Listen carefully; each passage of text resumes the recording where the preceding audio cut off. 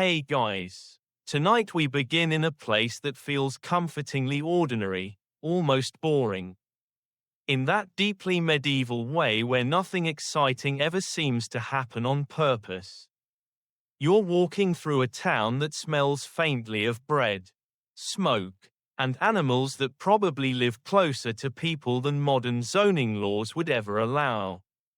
The street is uneven beneath your feet, but you've learned how to walk it without thinking. This is just life, routine, predictable, and honestly, you probably wouldn't survive what's coming next, but don't worry. No one here realizes that yet either. So, before you get comfortable, take a moment to like the video and subscribe, but only if you genuinely enjoy what I do here. And while you're settling in, drop a comment telling me where you're listening from and what time it is there. Now, dim the lights, maybe turn on a fan for that soft background hum, and let's ease into tonight's journey together. You move through this day without urgency. People greet one another, merchants argue over prices with theatrical seriousness. Somewhere nearby, a bell rings, not for death. Not yet, just to mark time. You might even be thinking about dinner. That's the cruel part. The Black Death doesn't begin with panic. It begins with normalcy. If you're looking for ominous signs, you won't find much. A cough here, a fever there. People get sick all the time. Medieval life is practically a competitive sport in suffering. So a few unexplained illnesses barely register.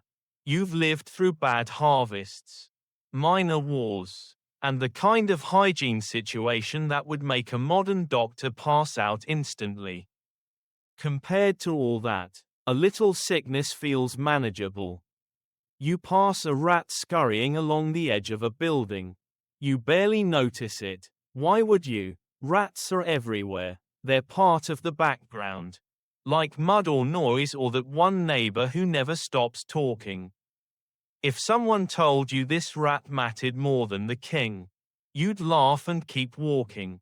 Historians still debate whether anyone at the time could have realistically identified the true culprit behind what was coming, but standing here, you can see why no one did. Somewhere far away, beyond your horizon, something has already started moving. Along trade routes you'll never see. Through ports you've never visited. The Black Death isn't sprinting toward you. It's strolling, casually, like it knows you'll still be here when it arrives. You hear rumors. Of course. You always do. Travelers bring stories the way they bring spices, exotic, exaggerated, and usually ignored. There's talk of a sickness in distant lands. People dying quickly, whole villages struggling, but distant disasters are comforting. They prove the danger is somewhere else. Besides, medieval Europe is very good at assuming bad things only happen to other people. The first truly unsettling moment isn't dramatic.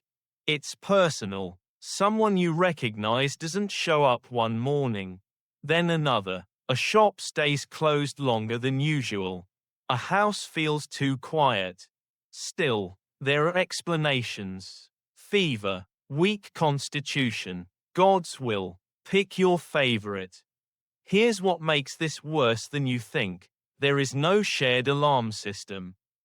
No news alerts. No public health announcements. No one tells you to prepare. No one even knows what preparation would look like. You're living inside the calm before the storm. But from the inside, it just feels like life. Doctors continue working as they always have. They bleed patients. They recommend rest. They consult astrology charts with impressive confidence. And to be fair, this usually works about as well as anything else they could try. Unfortunately, this time, the disease is playing a different game entirely. A game with rules no one understands yet. You notice something else too, something subtle. Death is starting to move faster than usual. People don't linger, they don't decline slowly, they go from a bit unwell to gone in days. Sometimes hours. The speed is unsettling, but speed alone isn't enough to cause panic. Not yet. Churches are still open, markets are still busy, life keeps going because it has to. Stopping would require acknowledging something no one is ready to face. And besides, you've survived plagues before, right? Smaller ones, local ones. History has trained people to believe this will pass. Historians still debate exactly when communities realized this wasn't just another bad year, but a complete collapse in progress. Some argue it was when death rates overwhelmed burial practices. Others say it was when fear began spreading faster than the illness itself. Standing here, though, you feel neither yet, just a vague discomfort, like the air before a thunderstorm. There's an almost darkly humorous innocence to this moment. You worry about taxes, about work, about whether winter will be harsh. Meanwhile, one of the deadliest pandemics in human history is quietly clearing its throat. You head home as the light fades, stepping around puddles and refuse without thinking. Somewhere, another rat disappears into the dark. Somewhere else, a ship is docking. Somewhere else still, someone is feeling the first chill of a fever that will rewrite everything. You lie down to sleep, expecting tomorrow to be more of the same. And that's what makes this beginning so terrifying. Because the Black Death doesn't announce itself with trumpets or fire. It waits until you're comfortable. Then it takes everything. You don't wake up to screams. That comes later. For now, you wake up to rumors, quiet ones. The kind that slide into conversation and sit there awkwardly. Like a smell no one wants to name. Someone at the well mentions a trader who collapsed on the road. A baker complains that his apprentice never showed up. You nod, mildly concerned, already moving on in your head to the rest of your day. That's how the Black Death advances at first. Not like a wave, but like fog. The stories always begin somewhere else. Far to the east, beyond the mountains, across the sea, places that feel half mythical already. You hear that entire towns have been emptied. That people are dying so fast priests can't keep up. That the air itself has turned poisonous. Naturally, you assume at least half of this is nonsense. Travelers exaggerate. They always have. If medieval Europe had a comment section, it would be an absolute disaster. Still, the rumors persist. Merchants speak of ports where ships arrive full and leave empty. Sailors talk about crewmates who developed fevers mid-voyage and were thrown overboard before they could finish complaining. You notice how often people lower their voices when these stories come up. As if the disease might overhear them. You try to place the danger on a map in your mind. That's comforting. Danger with borders feels manageable. If it's over there, you're over here. Simple, but maps aren't very helpful when the enemy travels inside people, hides in cargo, and doesn't respect geography. Historians still debate exactly how quickly news of the plague traveled compared to the disease itself. Some argue the rumors raced ahead, creating fear before infection arrived. Others suggest the opposite, that death appeared first. And explanation came later. From where you're standing, it feels like both are moving toward you, just not at the same speed. What makes this worse than you think is how familiar it all sounds. You've heard stories like this before. Bad winters, Failed harvests. Local sicknesses blamed on bad air or divine displeasure. This feels like more of the same.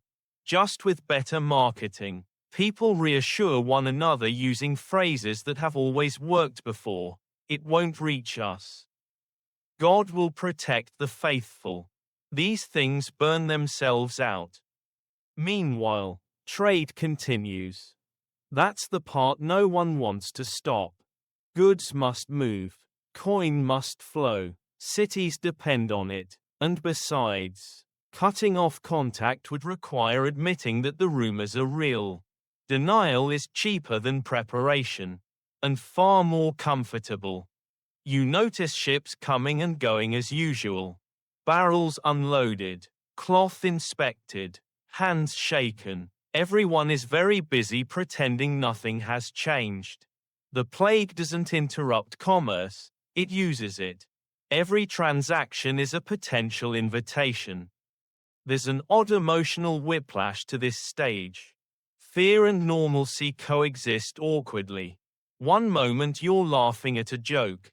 The next you're wondering if laughing too close to someone is a mistake. Then you laugh again, because what else are you supposed to do? Doctors are consulted, of course. They speak confidently, which helps. They always speak confidently. They explain that the alignment of planets has been unfavorable. That foul vapors are rising from the Earth. That balance must be restored. Bloodletting is suggested. Purifying herbs. Avoiding excess emotion, which is impressively unhelpful advice given the circumstances. You might even feel reassured. After all, there are explanations. The plague hasn't defeated medicine yet because medicine doesn't realize it's fighting. You go about your day with slightly more caution. You wash your hands when you remember. You avoid people who look obviously ill. You make small adjustments, like someone who thinks moving a chair will stop a hurricane. And still, death keeps its distance just long enough to remain abstract. Historians still argue about when Europe crossed from uneasy curiosity into outright terror. Some pinpoint specific outbreaks, others say it happened gradually, as denial eroded house by house. For you, it hasn't happened yet, not fully. You fall asleep again that night. Your mind crowded with half-formed worries that never quite connect. Somewhere outside, rats move through the darkness, entirely uninterested in your thoughts. Somewhere else, another ship adjusts its sails. The whispers from the east don't stop. They just get closer. The ships arrive on schedule, which feels reassuring in the most dangerous possible way. You stand near the docks and watch them come in, weathered hulls, tired sails, crews that look like they've seen too much sun and not enough sleep. This is normal. Ships are always arriving. Trade doesn't pause for rumors. If anything, it accelerates when people sense uncertainty. Goods move faster when fear lurks in the background. You notice how the sailors move. A little stiff, a little quiet. One coughs and turns away, wiping his mouth on his sleeve like it's nothing. Another looks pale, but sailors always look pale when they've been at sea too long. You shrug it off. Everyone does. Cargo is unloaded quickly. Grain, cloth, spices, objects that feel clean and lifeless, safely separate from human frailty. Hands pass from rope to crate to coin. Commerce hums along, oblivious. If the Black Death had a favorite disguise, this would be it, business as usual. Someone mentions that a few crew members didn't make it to port. Storms, they say. Sickness, maybe. The sea is unforgiving. That explanation satisfies the crowd. The sea has always been dangerous. A plague sneaking through a port disguised as routine loss feels too unsettling to consider. You walk past stacked barrels and feel the press of bodies around you. It's crowded, loud, alive, and that's the problem. Every person here is a possible carrier. A walking bridge between places that were never meant to share bacteria. The plague doesn't need to announce itself. It just needs proximity. Historians still debate whether port cities truly understood the risk they posed or whether economic necessity overruled instinct. Some records suggest attempts at quarantine. Others show complete indifference. From where you're standing, it feels less like ignorance and more like paralysis. Stopping the ships would mean stopping life itself. A rat darts between crates. Bold as anything, you step aside without thinking. Rats belong here, always have. No one screams. No one points. If someone did, they'd be laughed at. You can't fear what's been part of the scenery your whole life. The sailors disperse into the city. Taverns fill. Stories are exchanged. Laughter breaks out. Too loud, like people are trying to prove something. The night swallows them up, along with whatever they've carried ashore.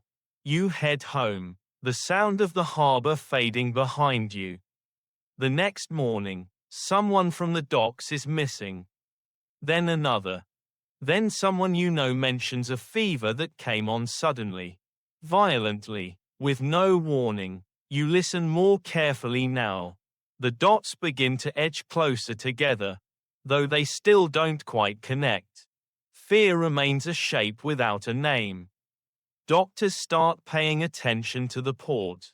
They advise burning incense, keeping windows shut, avoiding foul smells, which is ironic advice in a medieval city. Still, people comply. It feels like action, and action feels like control. You notice something else too. Death seems to follow the paths of trade.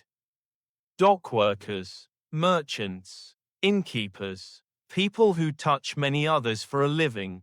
The pattern is there, faint but unmistakable, like footprints in damp soil. You see it, but you don't yet understand it. Historians still argue about the exact role ships played in accelerating the Black Death's spread. Some emphasize fleas, others focus on human carriers. The truth, as usual, is messier than any single explanation. What matters is this: once the ships arrived, there was no turning back. You pass the docks again at dusk. The water is calm, the ships rock gently, innocent in appearance. If you didn't know better, or rather, if you couldn't know better, you'd think nothing had changed at all. That's the cruel genius of the plague. It doesn't break down gates. It walks in through the front door, on schedule, with a receipt. And by the time anyone realizes what just arrived, it's already unpacked. You start noticing the rats only after someone points him out. That's the strange part. They were always here. But now they seem bolder, more numerous. You spot them along walls, near grain stores, darting between crates with the confidence of creatures who know they belong. No one panics. Why would they? Rats are a medieval constant, like mud or church bells. If anything, people joke about them. At least the rats are thriving, someone says, and laughter follows, thin, but real. You don't yet understand that this casual acceptance is part of what makes everything worse. Rats live where people live. They eat what people spill. They travel where goods travel. To you, they're background noise. To the plague, they're public transportation. But that idea won't exist for centuries. So no one thinks to fear the small movements happening at ground level. You watch one rat stop near a pile of refuse, scratch briefly, then disappear into a crack in the wall. It's an unremarkable moment, and that's exactly why it matters. The most dangerous things are rarely dramatic when they first appear. They blend in, they wait. Historians still debate how clearly medieval people noticed changes in rat populations before outbreaks peaked. Some sources suggest sudden increases. Others imply rats were simply everywhere all the time. Standing here, it feels like the latter. If rats are always present, how would you know when they become a problem? What you don't see, what no one sees, are the fleas. They move silently from rat to human, from body to body, completely uninterested in borders or beliefs. You feel an itch one evening and scratch it absent-mindedly. Nothing more than that. Certainly nothing worth worrying about. If itching were a warning sign, medieval life would be a constant emergency. You go about your routines. You sweep, you eat, you sleep, and slowly, invisibly, the disease begins stitching itself into the fabric of daily life. This is what makes the Black Death worse than you think. It doesn't just arrive, it settles in. Someone complains that the rats seem sick too. Dead ones appear in odd places. Stiff and bloated. People wrinkle their noses, complain about the smell, and move on. Dead rats are unpleasant, but hardly unprecedented. No one makes the connection that the rats dying might be a warning instead of a nuisance. In some homes, cats are praised for keeping rats away. In others, they're blamed for bad luck and chased off. Superstition fills the gap where understanding should be. People react emotionally, not strategically, because strategy requires information they don't have. You hear someone mention that the sickness seems to strike hardest in crowded neighborhoods. That makes sense. Crowds are always risky. The idea that a tiny parasite could be orchestrating this chaos is too small, too invisible, to compete with grand explanations about sin or poisoned air. Historians still argue over whether fleas alone can explain the speed and scale of the Black Death. Some propose additional transmission methods. Others defend the classic model. But from where you're standing, surrounded by rats and people packed together like stored grain, the environment feels primed for disaster no matter the mechanism. You step carefully over a dead rat in the street, mildly annoyed by the inconvenience. You don't know you've just passed one of the clearest warnings you'll ever get.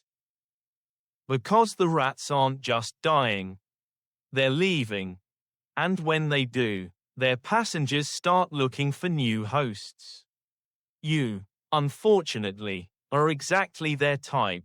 The first deaths feel unreal, like stories told badly.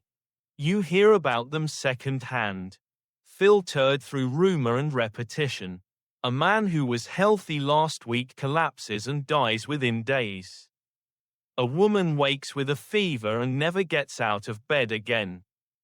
People shake their heads and say it's tragic. But tragedy is familiar. Medieval life is generous with it. What isn't familiar is the speed. This isn't the slow fade people expect. You're used to illness taking its time. Weeks of weakness. Gradual decline. Plenty of warning. The Black Death doesn't bother with that. It moves like it's late for something. One day you're working. The next, you're shaking with fever. Shortly after that, people are arguing about where to bury you. That's when the unease starts to settle in. You notice how often the phrase, "he was fine yesterday," gets repeated. It shows up in every story. Like a chorus no one can stop singing. People cling to that phrase because it suggests randomness. Bad luck. A roll of the dice. Randomness is comforting. It means there's nothing specific you should have done differently. Doctors are called in quickly now. They examine the sick with serious expressions, as if seriousness itself might help. They note the fever, the weakness, the pain. None of this is new. But then they notice the swellings, tender, dark lumps appearing in places that feel deeply wrong. Groin, neck, armpit. The word bubo spreads quietly, like a curse. People don't like looking at them. The swellings are undeniable, visible proof that something is very wrong. They turn bodies into warnings. You overhear someone say they look like punishment made flesh. Someone else insists they're toxins trying to escape. Both explanations are wrong, but they give shape to fear. And that's enough for now. Historians still debate how quickly communities recognized these symptoms as something new rather than just another variation of disease. Some records suggest immediate alarm. Others show long stretches of denial. From where you stand, it feels like people recognize the danger emotionally long before they admit it intellectually. What truly changes everything is when the sick stop being strangers. A neighbor doesn't show up. A friend's child falls ill. Someone you spoke to yesterday now lies motionless behind a closed door. The disease crosses an invisible line when it touches your circle. That's when fear stops being theoretical. You begin to adjust your behavior. But awkwardly, you avoid certain houses. You cross the street more often. You hold your breath when passing someone who looks unwell, which is adorable and completely useless. Still, it feels like doing something. Funerals multiply. They're smaller now, shorter. There's less ceremony, less comfort. People stand farther apart. Grief becomes rushed, squeezed between the need to mourn and the fear of staying too long. You notice that the dead are often buried quickly, sometimes without proper rites, not because people have stopped caring, but because there are simply too many bodies. Death is beginning to outpace tradition. Historians still argue about when panic truly set in, whether it was triggered by mass graves, abandoned homes, or the sheer number of deaths. For you, it's quieter than that. It's the realization that the rules have changed, and no one told you what the new ones are. The Black Death is no longer a rumor. It's a pattern. And patterns, once recognized, are impossible to ignore. You go to sleep that night listening for sounds you've never paid attention to before.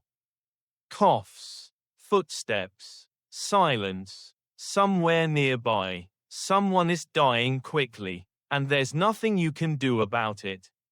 Tomorrow, there will be more stories, and fewer people to tell them.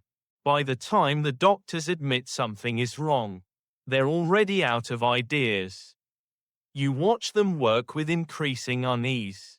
These are the same men who've treated fevers, infections, and injuries your entire life. They wear confidence the way armor wears dents, scarred but trusted.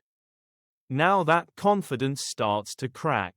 Not loudly, just enough for you to notice. They do what medieval medicine always does when confused. They do everything. Blood is let, because imbalance must be corrected.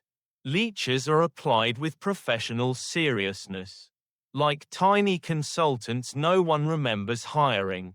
Potions are mixed from herbs that smell impressive and do very little. People are advised to rest, then to move, then to avoid emotions altogether, which is ambitious advice in a dying city. Astrology enters the conversation quickly. Charts are consulted. Planets are blamed. The stars, it turns out, have terrible timing. You overhear a doctor explain that the alignment of Saturn and Jupiter has corrupted the air. This explanation spreads because it's elegant, distant, and, most importantly, blameless. No one wants to hear that the problem might be closer. Doctors wear strange outfits now. Long robes, gloves, masks with beak-like noses stuffed with herbs and flowers. They look like nervous birds auditioning for a very grim play. The idea is that pleasant smells will protect him from poisonous air. It doesn't work, but it does make them memorable. Here's the darker truth. Many doctors die. They move from house to house, breathing the same air, touching the same bodies. Their treatments don't help, but their presence spreads reassurance, until it spreads the disease instead. Some physicians flee, others stay and pay for it. Both choices are judged harshly by history, which is unfair, because neither comes with a good outcome. Historians still debate how much medieval medicine actually worsened the plague versus simply failing to stop it. Some treatments likely weakened patients further. Others probably did nothing at all. From your perspective, watching someone bleed a feverish patient feels like arguing with a fire using scissors. People start noticing that doctors rarely cure anyone. They treat, they explain, they charge, and then people die anyway. Trust erodes. When medicine fails loudly enough, superstition gets promoted. You hear suggestions that the sick should be isolated, but no one agrees on how. Homes are small, families are close. Sending someone away feels like a death sentence, but keeping them nearby feels like volunteering for one. There is no correct choice, only degrees of regret. The strangest thing is how calm the doctors remain in public. Privately, you catch glimpses of fear, a trembling hand, a pause before entering a home, a mask adjusted too carefully. They know this disease is ignoring every rule they've learned. You try to find humor where you can. Someone jokes that if the stars are killing everyone, at least they're consistent. Another mutters that the leeches seem healthier than the patients. Laughter still happens, briefly and awkwardly, like a muscle reflex that hasn't realized it's out of place yet. What makes this worse than you think is how official failure feels. When experts don't know what's happening, panic gains legitimacy, fear becomes reasonable, paranoia feels practical. You stop asking doctors for reassurance. You start watching patterns instead. Who gets sick?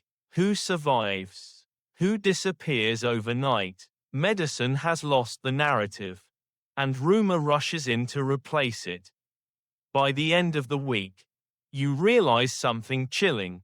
The people tasked with saving lives are just as vulnerable as everyone else.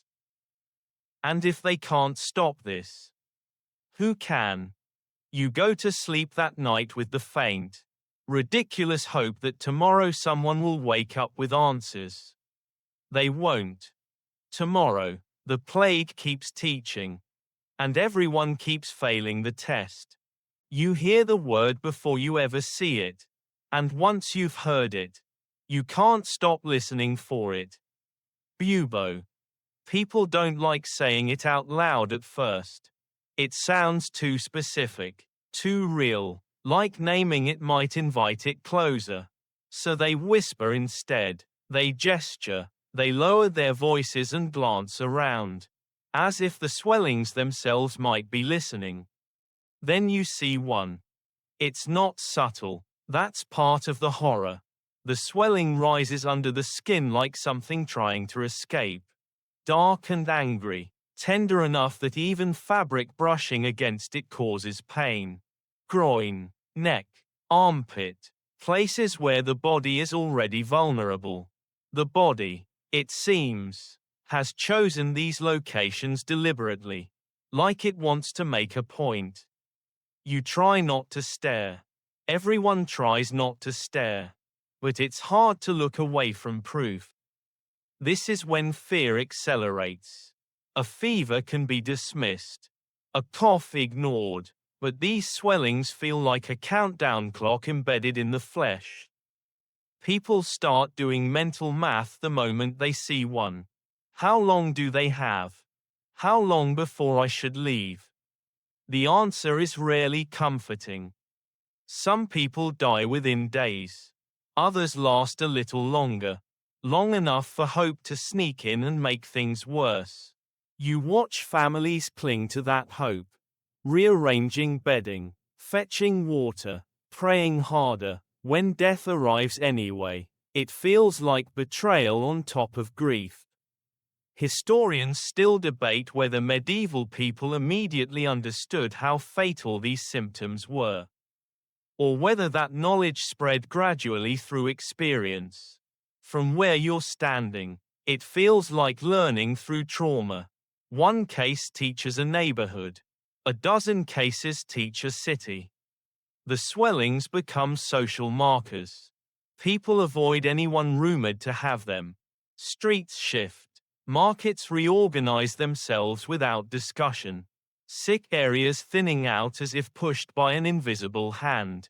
The city begins to develop emotional dead zones, places no one wants to be seen near. Doctors poke and prod the bubbos with professional uncertainty. Some try to drain them, hoping to release whatever poison has collected inside. Others insist this only angers the disease. Both sides can produce examples to support their claim. Both sides lose patience.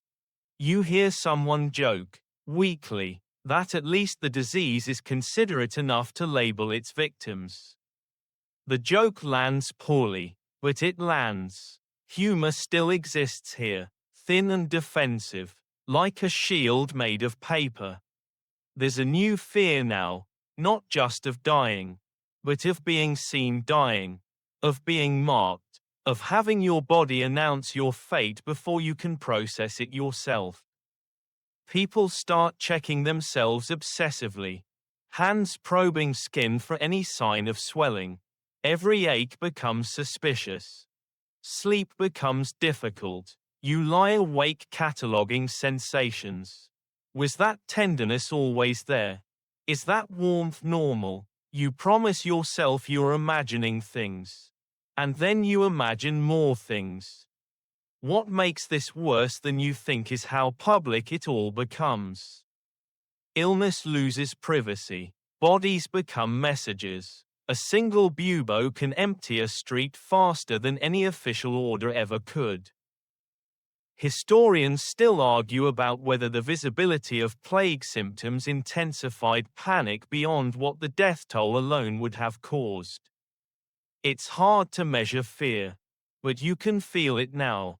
Thick in the air, when disease writes itself on the body, denial becomes impossible. By now, the bells are ringing more often.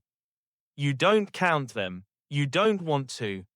Because each one is a reminder that the plague is no longer sneaking. It's announcing itself. And it's very good at being heard. By the time people start blaming the air, the city already feels poisoned. You hear it everywhere now, that the air has gone bad. Not metaphorically, literally, people say it hangs too low, too heavy. Like a damp blanket that never quite lifts. They blame strange mists at dawn, odd colors in the sky at sunset, smells that feel sharper than usual. When death has no visible cause, the invisible becomes an easy suspect. You notice how often people cover their mouths as they walk, not to block droplets, no one thinks that way yet, but to guard themselves from corrupted air. Scarves, sleeves, bits of cloth soaked in vinegar or herbs. It's medieval air freshener, applied with religious seriousness. Astrology joins the conversation in a big way now. You hear scholars explaining that a rare alignment of planets has disturbed the balance of the world. Saturn, Jupiter, Mars, names spoken with a confidence that suggests certainty. Even when none exists. Charts are drawn. Dates are calculated. The plague is framed as cosmic, inevitable, and therefore oddly comforting. If the stars caused it, no one in the street did. Historians still debate how much these explanations helped people cope versus how much they delayed effective responses. From your point of view, they do both. Blaming the heavens makes the disaster feel orderly, but it also makes it feel unstoppable. Religion overlaps seamlessly with astronomy. God is displeased. The air is corrupted because humanity has corrupted itself. Sermons grow darker. Repentance is urged. Fasting, prayer, confession, these become protective measures. Or at least people hope they do. When medicine fails, morality steps in to fill the gap. You notice something unsettling. People start avoiding fresh air. Windows stay closed. Doors are sealed. Fires are kept burning to purify indoor spaces. Smoke fills homes already struggling to breathe. It's uncomfortable, but discomfort feels safer than exposure. Outside air is the enemy now. The irony is brutal. Crowded, smoky rooms become perfect places for disease to spread. But no one can see that. All they can see is fear drifting in on the wind. You watch families huddle together, breathing the same stale air, convinced they're protecting themselves. The plague doesn't argue, it takes notes. You hear of people fleeing to the countryside, hoping distance will save them. Some succeed, many don't. The disease follows roads and rivers. Patient and thorough, distance helps, until it doesn't. Historians still argue about how effective flight actually was. Some communities avoided the worst by isolating early. Others carried the plague with them, seeding new outbreaks along the way. From where you stand, movement feels like both hope and risk tangled together. There's a grim, almost darkly funny moment when someone suggests the solution is simply better smelling air. Flowers, incense, perfumes, streets are strewn with herbs. People walk around smelling like badly seasoned soup. Convinced it's armor, if nothing else. The city smells festive for a while. You try to participate. You hang herbs. You avoid fog. You mutter a prayer when the bells ring. None of it feels ridiculous yet. Because doing something feels better than standing still. But beneath all these explanations, air, sin, stars, something far simpler is happening. People are dying because the disease moves from body to body with terrifying efficiency. And no amount of stargazing will change that. You step outside one evening and notice the sky looks exactly the same as it always has. The stars are indifferent. The air feels normal. That realization is unsettling in its own way. If the world hasn't changed, then maybe the danger is closer than anyone wants to admit. You pull your scarf tighter anyway. Because even when explanations fail, habits remain. And fear, once it settles into the lungs, is hard to breathe out. The bells don't stop anymore. At first, you tried to count them. One for an old man. One for a child. One for someone you think you recognize but aren't quite sure anymore. Now the sound has blurred into a constant presence. Like wind or rain, the bells ring so often that they stop announcing death and start defining time itself. Morning bell, midday bell, evening bell. Each one means someone else is gone. You notice how people react to the sound differently now. Some flinch, some freeze, others don't react at all, as if their bodies have learned that responding every time would be exhausting. Death has become background noise. And that realization hits you harder than the sound itself. Churches are overwhelmed. Priests move quickly, efficiently, offering shortened rites with tired voices. There simply isn't enough time, or breath, to do more.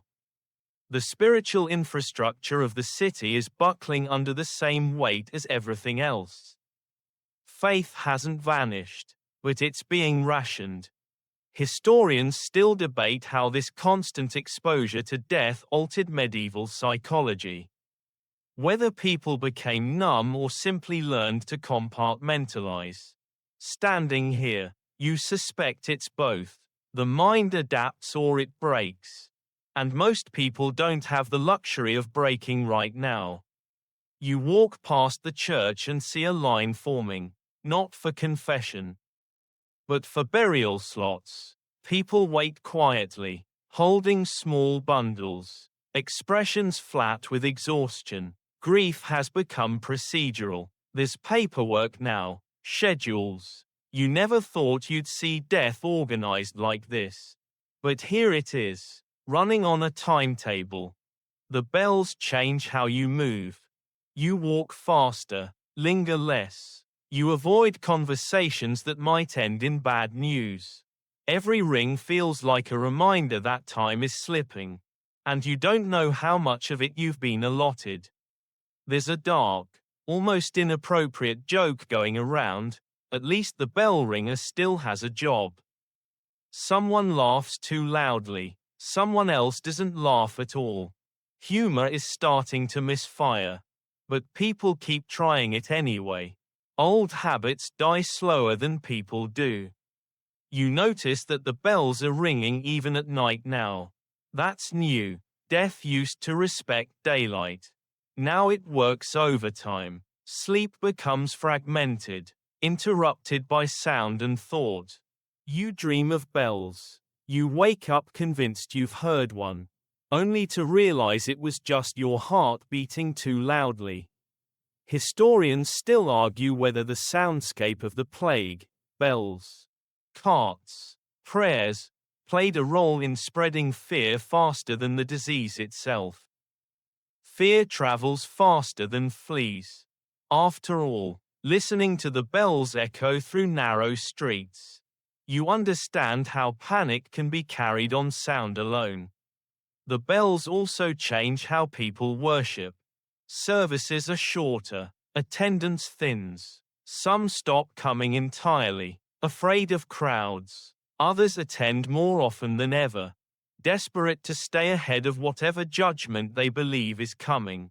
Faith splinters under pressure, bending in different directions depending on who's holding it.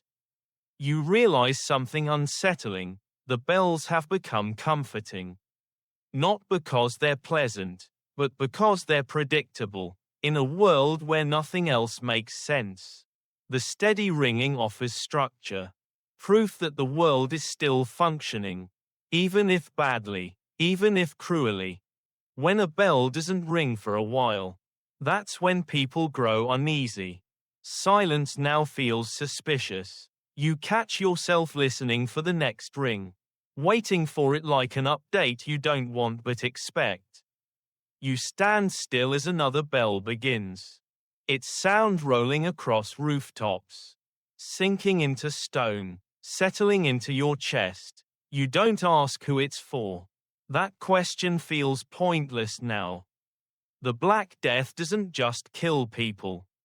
It rewires how you hear the world. And once your sense of time is measured in funerals, it's very hard to remember what normal ever sounded like. Houses begin to close in on themselves. At first, it's subtle, a door that stays shut longer than usual, a window that never opens. Then you notice entire homes falling silent, like someone turned off the sound inside them. No footsteps, no voices, no smoke rising from the chimney. Just stillness, heavy and wrong. You stop knocking. Everyone does. At the beginning, neighbors checked on one another, called out names, left food at doorways. That doesn't last. Curiosity is expensive now, and kindness feels like a gamble with terrible odds. A silent house could mean people are resting, or it could mean everyone inside is already gone. Either way, finding out too closely feels dangerous. You walk past one such house and realize you've forgotten who lived there.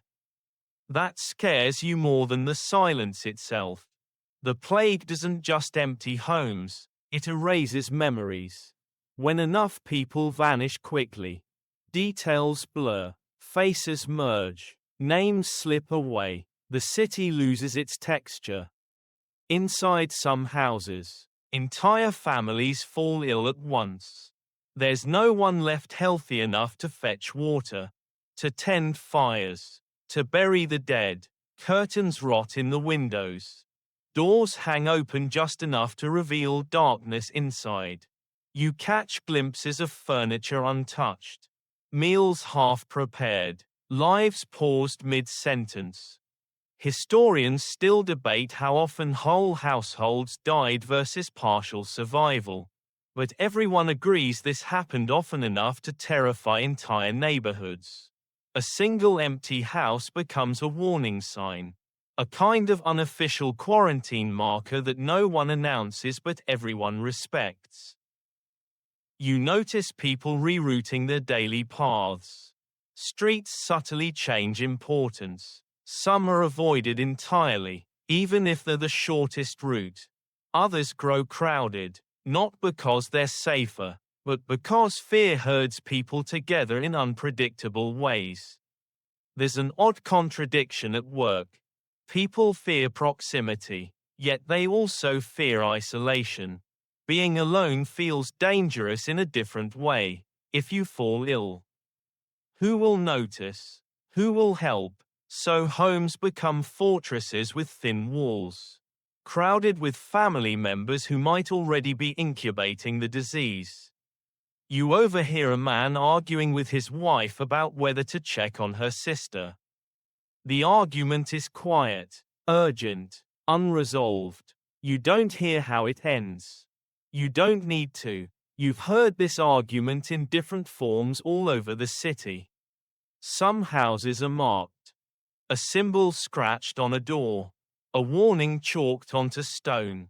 Sometimes it's official. Sometimes it's done by neighbors trying to protect themselves. These marks don't come with explanations or timelines. They simply say danger lived here recently. That's enough.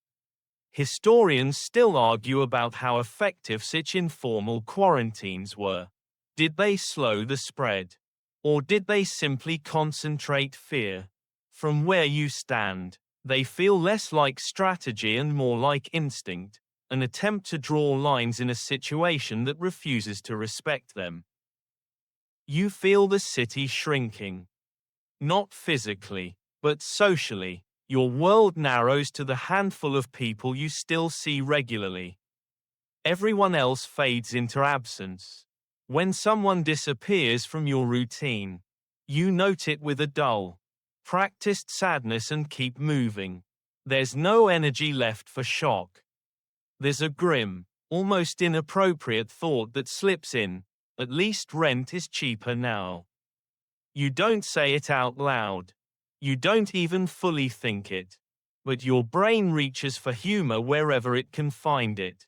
Even if it's tasteless. Especially if it's tasteless. At night, you lie awake imagining the houses around you. Which ones are empty? Which ones are holding their breath like you are? Which ones will be silent tomorrow? The city feels less like a community and more like a scattering of islands, each hoping the tide doesn't rise any higher. When morning comes, you step outside and notice another door that didn't used to be closed.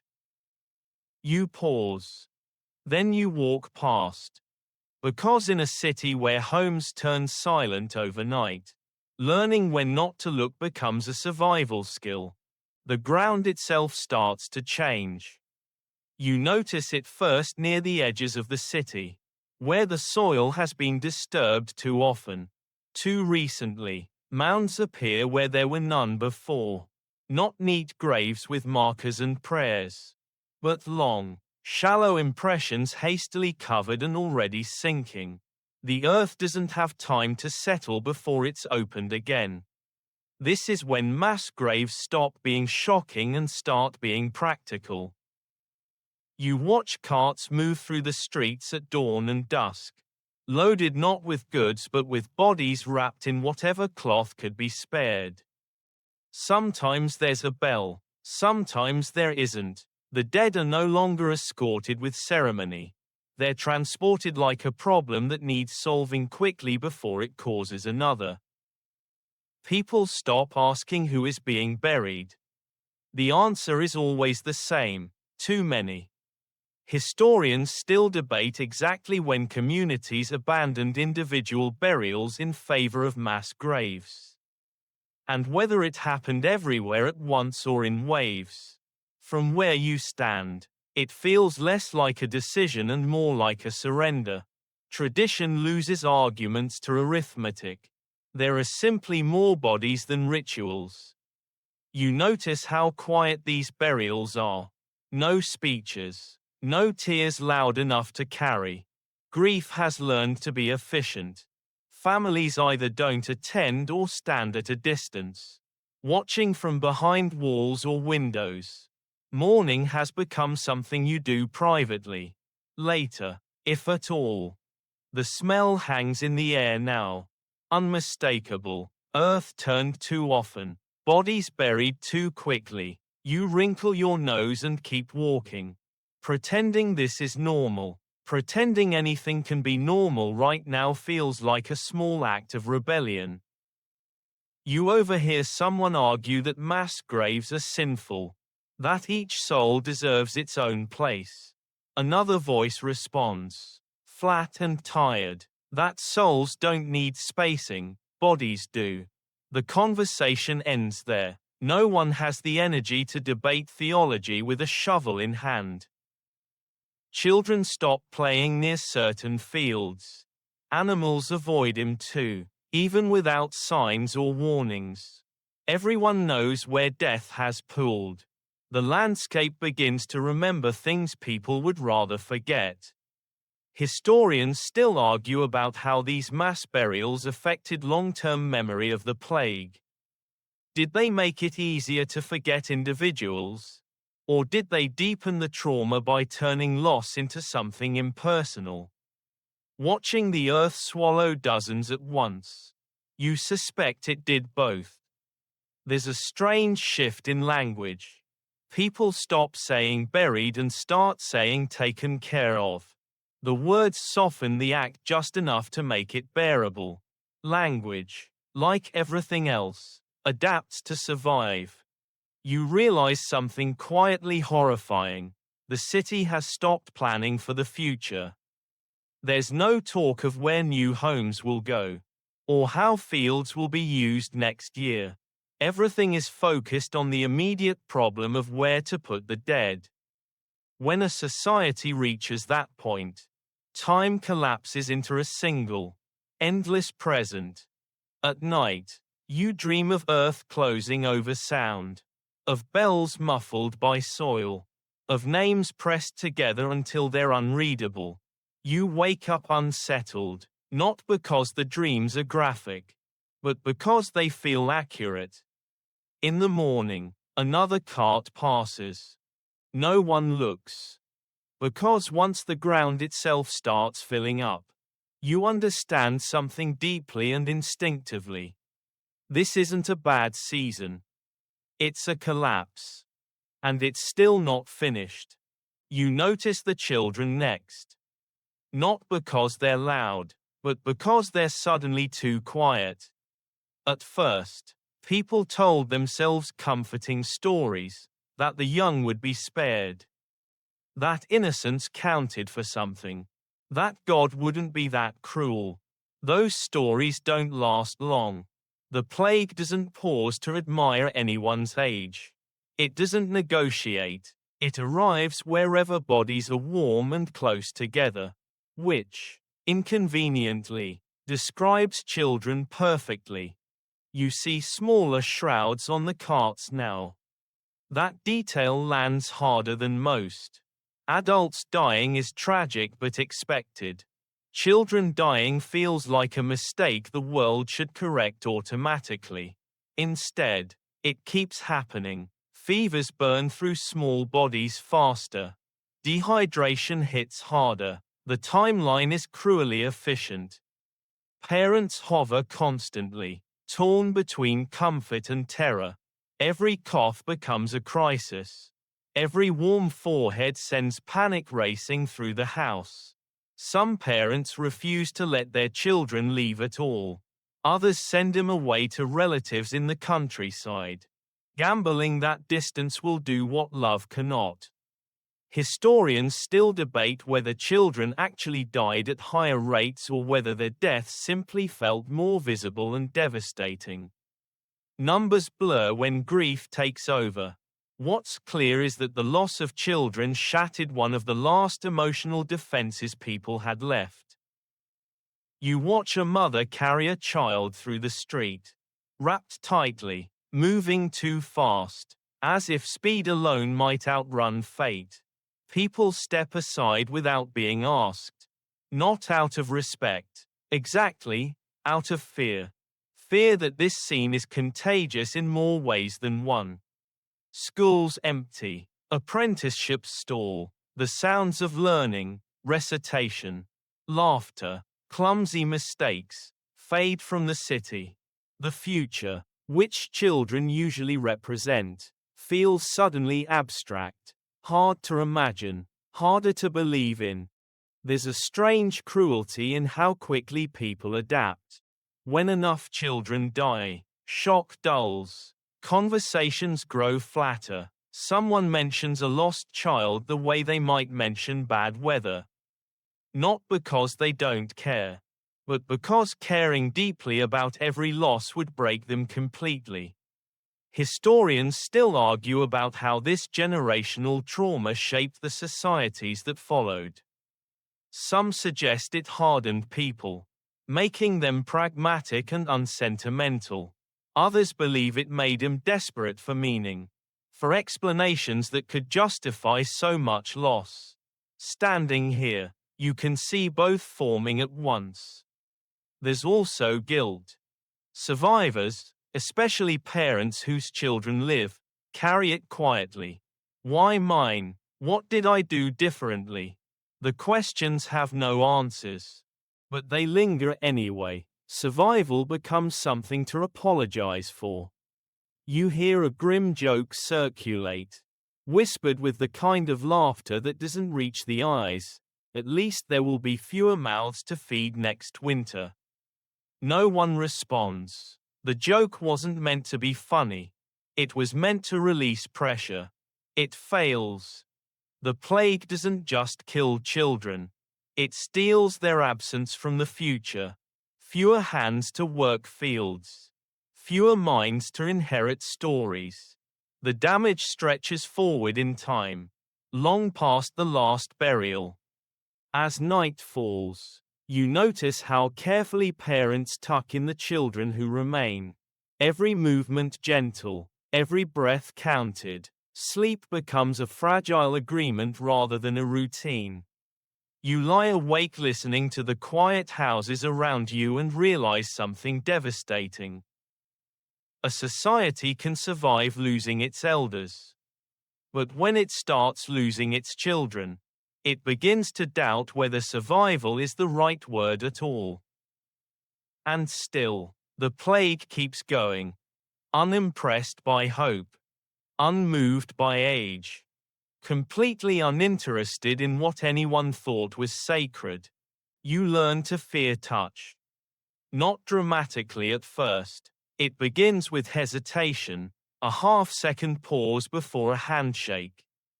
A subtle lean away during conversation. Touch, once automatic, now requires calculation. Who touched whom? How recently? How closely? The body becomes a liability instead of a comfort. You notice how people start carrying their hands differently, tucked into sleeves or clenched behind their backs, like they're trying to forget they exist. Even affection becomes awkward. Parents hold children too tightly or not at all. Friends greet each other with nods instead of embraces. The smallest habits dissolve under pressure. Crowds thin, but not evenly. Some places empty out completely. Others stay packed. Because fear doesn't distribute itself logically. Markets still draw people. Food is non-negotiable. Churches too. Though attendance now feels like a gamble with theology. You can't pray from a distance forever. You overhear arguments about proximity. Is it safer to stay close to familiar people or avoid everyone equally? No one knows. Everyone has an opinion. The plague doesn't care. Historians still debate how much fear of touch actually slowed transmission versus how much it arrived too late to matter. From where you're standing, it feels like closing a door after the fire has already spread through the house. Necessary, perhaps, but not enough. There's an almost absurd tension in daily life now. You might spend an entire conversation leaning away from someone you love, trying to keep your voice steady while your body screams to retreat. It's exhausting. Hypervigilance replaces routine. Every interaction costs energy. You see people washing their hands more often, though not for the reasons modern minds would assume. It's not about germs. It's about ritual. Cleanliness feels moral now. If you wash enough, perhaps the universe will notice and reward you with mercy. Some people stop leaving their homes altogether. They rely on others to bring food, to leave it outside, to shout greetings from the street. Isolation becomes its own form of sickness, quiet, heavy, but less immediately fatal than the alternative. At least that's the hope. Historians still argue about whether self-isolation actually saved lives during the Black Death. In some cases, it likely did. In others, it simply delayed the inevitable. What's undeniable is the psychological cost. Humans aren't built to treat each other as hazards for long periods without consequences. You catch yourself flinching when someone brushes past you accidentally. The reaction is instant, involuntary. You feel guilty immediately afterward. This person might be healthy. They might be terrified too. But fear moves faster than empathy now. There's a strange loneliness that comes with this. Even when surrounded by people, you feel alone inside your own body. Touch used to be reassurance, proof that you weren't facing the world by yourself. Now it feels like an invitation to disaster. You hear stories of couples sleeping in separate rooms, of families eating in shifts, of children scolded for running too close to others. These changes happen quietly, without announcement, as if everyone agreed at once to rewrite the rules of closeness. The plague doesn't just infect bodies. It rewires relationships. You realize how much of daily life depended on unthinking contact. Passing objects, sharing space, standing shoulder to shoulder without fear. Losing that feels like losing a sense you never noticed until it was gone. As night settles in, you lie awake aware of every inch of space between yourself and others. The room feels larger than it used to. Emptier, stretched thin by caution. You miss touch more than you expected. And the worst part is knowing that missing it might get you killed. So you lie still, careful, untouched, waiting for a world where closeness isn't dangerous anymore. Eventually, fear turns into abandonment. Not the dramatic kind, with shouting and slammed doors, but the quiet, practical kind that happens when survival math becomes unavoidable. You hear it in conversations that trail off. You see it in half-packed bundles by doorways. When someone gets sick now, the first question isn't how do we help, it's how close can we stand without joining them. You watch a house at the end of the street change overnight. Yesterday, people went in and out. Today, no one does. A bowl of food sits untouched near the door. Someone has left it there like an offering. Or maybe an apology. No one knocks. No one calls out. Everyone understands the rules without needing them written down. Caring for the sick has become a dangerous profession. Family members hesitate. Friends hesitate longer. Even priests pause before entering certain homes. Comfort is rationed. Help is conditional. You don't judge, because you feel the same fear tightening in your chest. Compassion now carries a price tag, and the currency is your own life. Historians still debate how often people were truly abandoned versus how often they simply died alone despite attempts to help. Records blur the difference. From the outside, absence looks like cruelty. From the inside, it feels like paralysis. You can love someone deeply and still step back because you don't know what else to do. You hear about the sick being moved out of homes, left in sheds, or placed in designated areas on the edge of town. Sometimes this is framed as quarantine.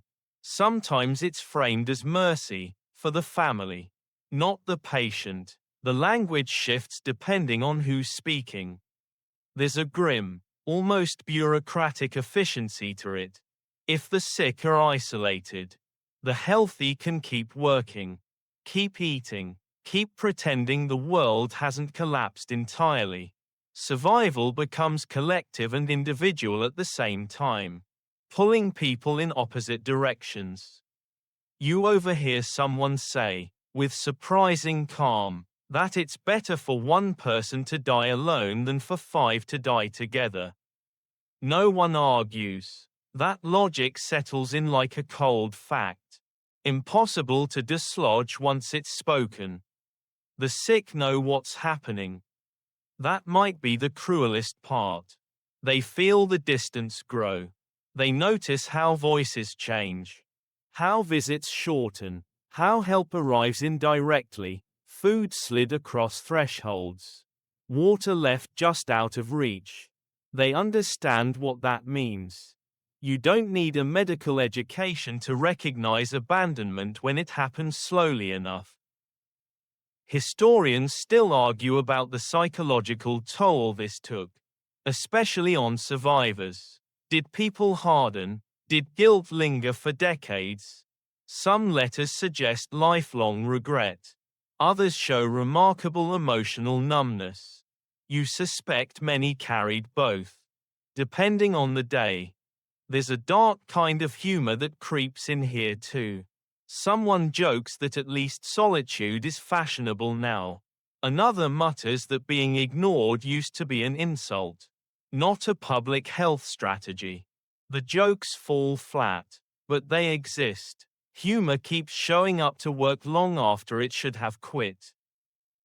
You imagine yourself falling ill. Who would come? Who wouldn't? The answers shift depending on the hour, the mood, the latest rumor. You don't like how uncertain that feels. Independence becomes a strange comfort. If you rely on no one has to choose whether to leave you.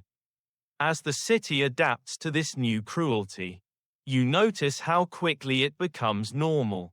Doors close, paths reroute. The sick vanish from daily life even before they vanish from the world. Out of sight becomes out of mind. Because that's the only way people can keep breathing. You lie awake one night, listening to someone coughing in a nearby house. The sound goes on for a long time. No one goes to them. And you understand, with a heaviness that settles deep in your chest, that the Black Death isn't just killing people. It's teaching survivors how to walk away. You start noticing who's missing before you notice who's sick. Entire professions thin out almost overnight. The shoemaker's shop stays closed. The mill doesn't run one morning. Then never again. Fields at the edge of town sit untouched. Weeds rising with unsettling confidence. The plague isn't just killing people. It's removing the invisible framework that kept daily life upright. Food becomes uncertain. Not immediately scarce, but unreliable. Bread appears one day and not the next. Prices wobble wildly, then snap upward like something finally giving way. You hear arguments in the market that would have been unthinkable months ago. Accusations of hoarding, of cheating, of exploiting death for profit. Sometimes those accusations are true. You learn quickly which trades are still operating. Gravediggers are busy, carpenters too, building coffins until they stop pretending each one will be used individually. Everything else feels optional by comparison. Survival reshapes the economy with brutal efficiency. Historians still debate how quickly food shortages became a serious problem during the Black Death. Some regions fared better than others. From where you stand, it feels uneven and unfair, one street eating reasonably well while another quietly starves. The plague amplifies every existing weakness. You see farmers refusing to enter cities. You can't blame them. Cities now feel like traps, dense, noisy, hungry traps. But without farmers, the cities starve. Without cities, the farmers have no market. The system was delicate even before death started pulling pieces out of it. There's a strange moment when you realize how much labor it takes to keep you alive on an ordinary day. Bread doesn't just appear. Water doesn't carry itself. Waste doesn't remove itself out of courtesy. Each missing person is a broken link. And the chain doesn't repair itself easily. You hear someone say, with bitter humor, that the plague has finally solved the problem of unemployment. The joke lands unevenly. It's technically true. Jobs are plentiful now. If you're alive. But the work is heavier, riskier, and often unpaid. Opportunity doesn't feel like opportunity when it's standing on a pile of graves. Historians still argue about whether the labor shortages created by the plague ultimately improved conditions for survivors. Wages rise in some places. Workers gain leverage they never had before. But right now, standing here, all you feel is exhaustion. Change takes time. Hunger is immediate. You help where you can. Everyone does. People step into roles they never trained for. A merchant helps harvest grain. A child fetches water for multiple households. Improvisation becomes a survival skill. Some manage it, others don't. There's a quiet resentment that creeps in alongside grief. You start noticing who is still alive. Who inherited land? Who suddenly owns property that used to belong to 3 different families? No one talks about it openly. But the redistribution is happening. Whether anyone likes it or not. You realize something uncomfortable. Death is reshaping society faster than any king or war ever could. Titles matter less when bodies are missing. Survival becomes its own qualification. At night, your stomach growls louder than your thoughts. You fall asleep planning meals you might not get to eat. The plague doesn't just threaten your life, it negotiates with it, demanding compromises you never thought you'd make. When morning comes, you step outside and see fewer people heading to work. Not because there's no work, but because there are fewer people left to do it. And that's when you understand that the Black Death isn't only a medical catastrophe. It's an economic one. And the bill is still being calculated. By now, the cures start getting creative. That's the polite way to put it. You hear them before you see them, suggestions passed in hushed confidence. Like secrets too powerful to speak loudly. Someone swears by a paste made from crushed emeralds. Another insists the answer lies in vinegar baths taken at dawn. There's a man on the next street who carries a sack of dried toads and claims they draw the sickness out through sympathy. No one asks how he discovered that. Desperation lowers the bar for credibility. You watch people cling to these remedies with an intensity that borders on devotion. It's not because they believe they work. It's because doing nothing feels unbearable. Action, even foolish action, creates the illusion of control, and illusion is a valuable currency when reality has turned hostile. Doctors don't stop this. Some even encourage it. Official medicine has failed so thoroughly that the line between physician and folk healer blurs. Anyone with confidence and a recipe can become an expert overnight. Charcoal pills, mercury salves, blood from pigeons applied warm to the swelling. Each one is delivered with absolute certainty and absolutely no proof. Historians still debate whether any of these remedies helped at all. A few might have reduced symptoms by accident.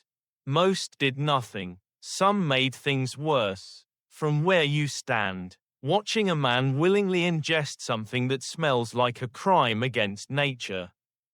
It's hard not to think the disease isn't the only danger here. There's a dark, almost comedic quality to it. The plague is invisible, terrifying, unstoppable, and the response is powdered unicorn horn. If you weren't living inside it, you might laugh. Sometimes, you actually do laugh, briefly, then you feel guilty and stop. You try a few remedies yourself. Not because you're convinced, but because everyone else is doing something. And standing still makes you feel exposed. You drink something bitter and pretend it helps. You hang another pouch of herbs by the door. You tell yourself you feel better. Placebo works surprisingly well when the alternative is panic. Some remedies focus on purging, vomiting, sweating, bleeding. The idea is simple. Force the poison out before it kills you. It's exhausting. People weaken themselves in the name of health. And when they die, it's impossible to tell whether the disease or the treatment finished the job. Historians still argue about how much harm these treatments caused compared to the plague itself. It's an uncomfortable question. Admitting that help may have hastened death doesn't sit well with anyone. Then or now, you notice something else. The more elaborate the cure, the more people trust it. Complexity feels like intelligence. If something is difficult, unpleasant, or expensive, it must be effective, right? Simple answers feel suspicious when the problem is this large. Meanwhile, the plague continues unimpressed. People who follow every instruction still die. People who ignore them sometimes live. This randomness drives everyone a little mad. Humans crave patterns. The Black Death offers chaos instead. You overhear a woman swear that her neighbor survived because he slept with a sapphire under his tongue. Someone else insists it was because he refused all treatment. Both stories circulate. Both gain followers. Neither changes the outcome in any predictable way. As night falls, you sit quietly, surrounded by the smell of herbs and smoke, realizing something bleakly practical. These cures aren't about saving lives. They're about easing fear. And in that sense, they work remarkably well. For a few hours. Until the bells ring again. And remind everyone that no mixture, no charm, no confident explanation has managed to stop what's already moving through the city. Still, tomorrow, there will be new remedies. New promises. New hope. Because as long as people are alive, they will keep trying to bargain with death, even when death has clearly stopped listening. Faith doesn't disappear when the plague arrives. It mutates. You notice it in the way prayer grows louder, more urgent, less polite. People stop asking for guidance and start demanding explanations. Sermons shift tone.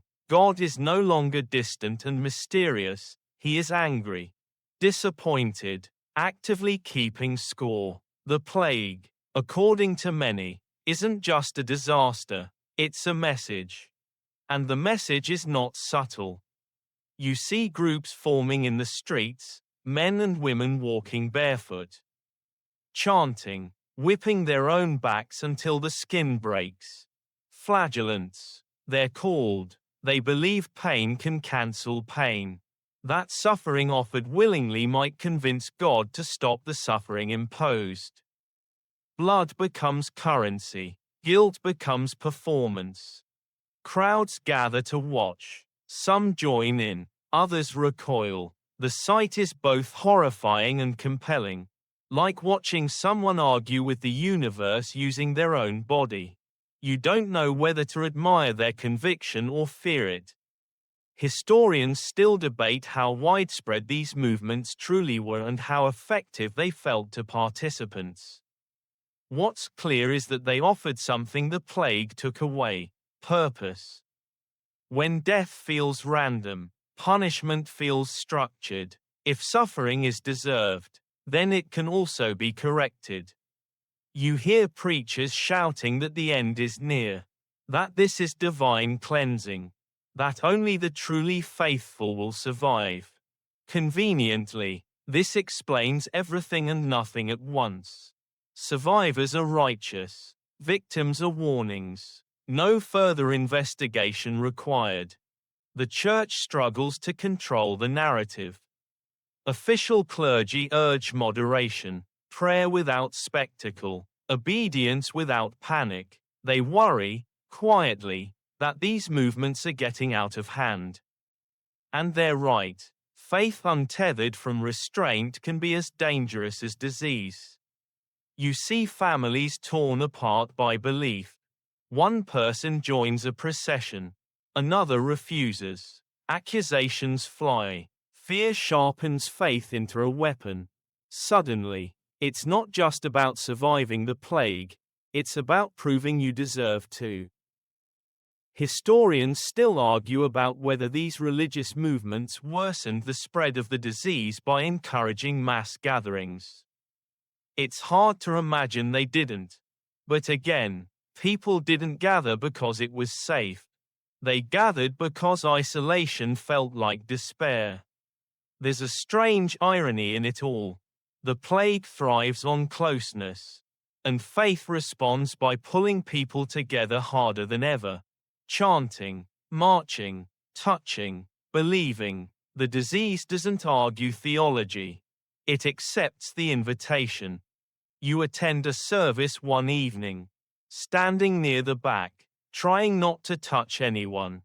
The prayers are fervent, desperate, almost transactional. Take this away and I will be better. Spare my family and I will change. You recognize the tone. It's the sound of bargaining when there's nothing left to offer. Someone collapses during the prayer. The crowd parts instinctively, fear overriding compassion in a heartbeat.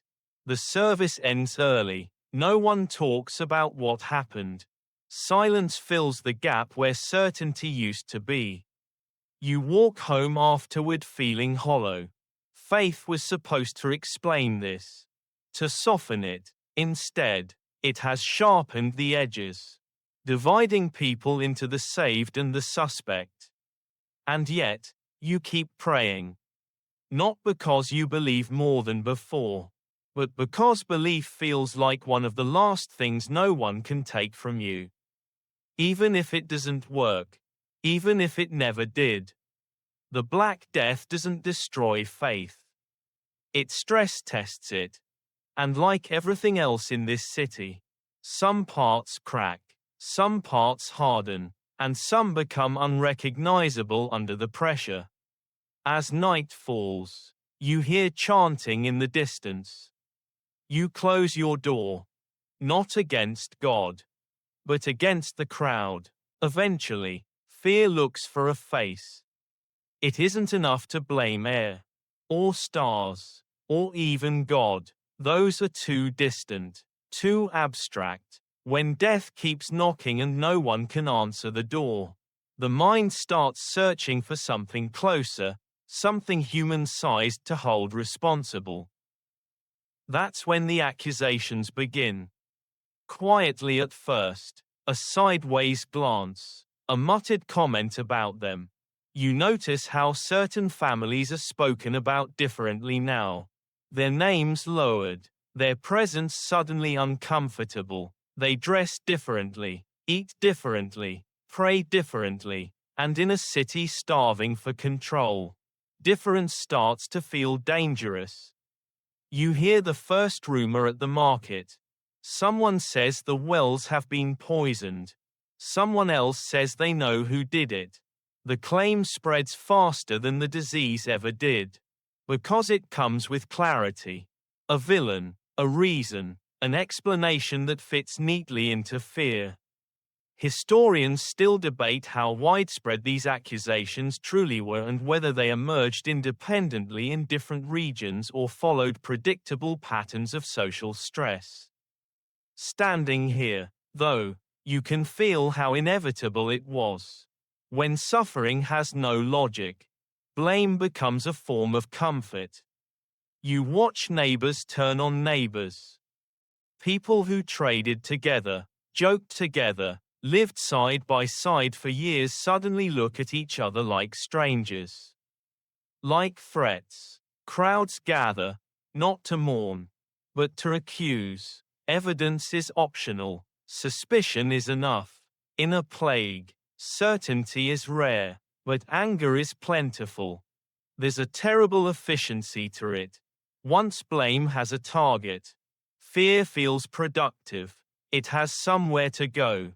People stop feeling helpless and start feeling justified. And justification can carry you a long way, straight into cruelty. You hear stories of confessions extracted under pressure, of names offered up in exchange for mercy that never comes, of entire communities erased not by disease, but by panic wearing a mask of justice.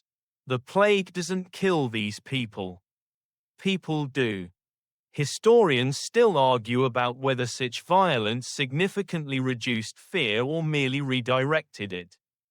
From where you stand, it does neither. It burns hot and fast, then leaves behind more emptiness than before. Blame doesn't cure disease, it just multiplies damage.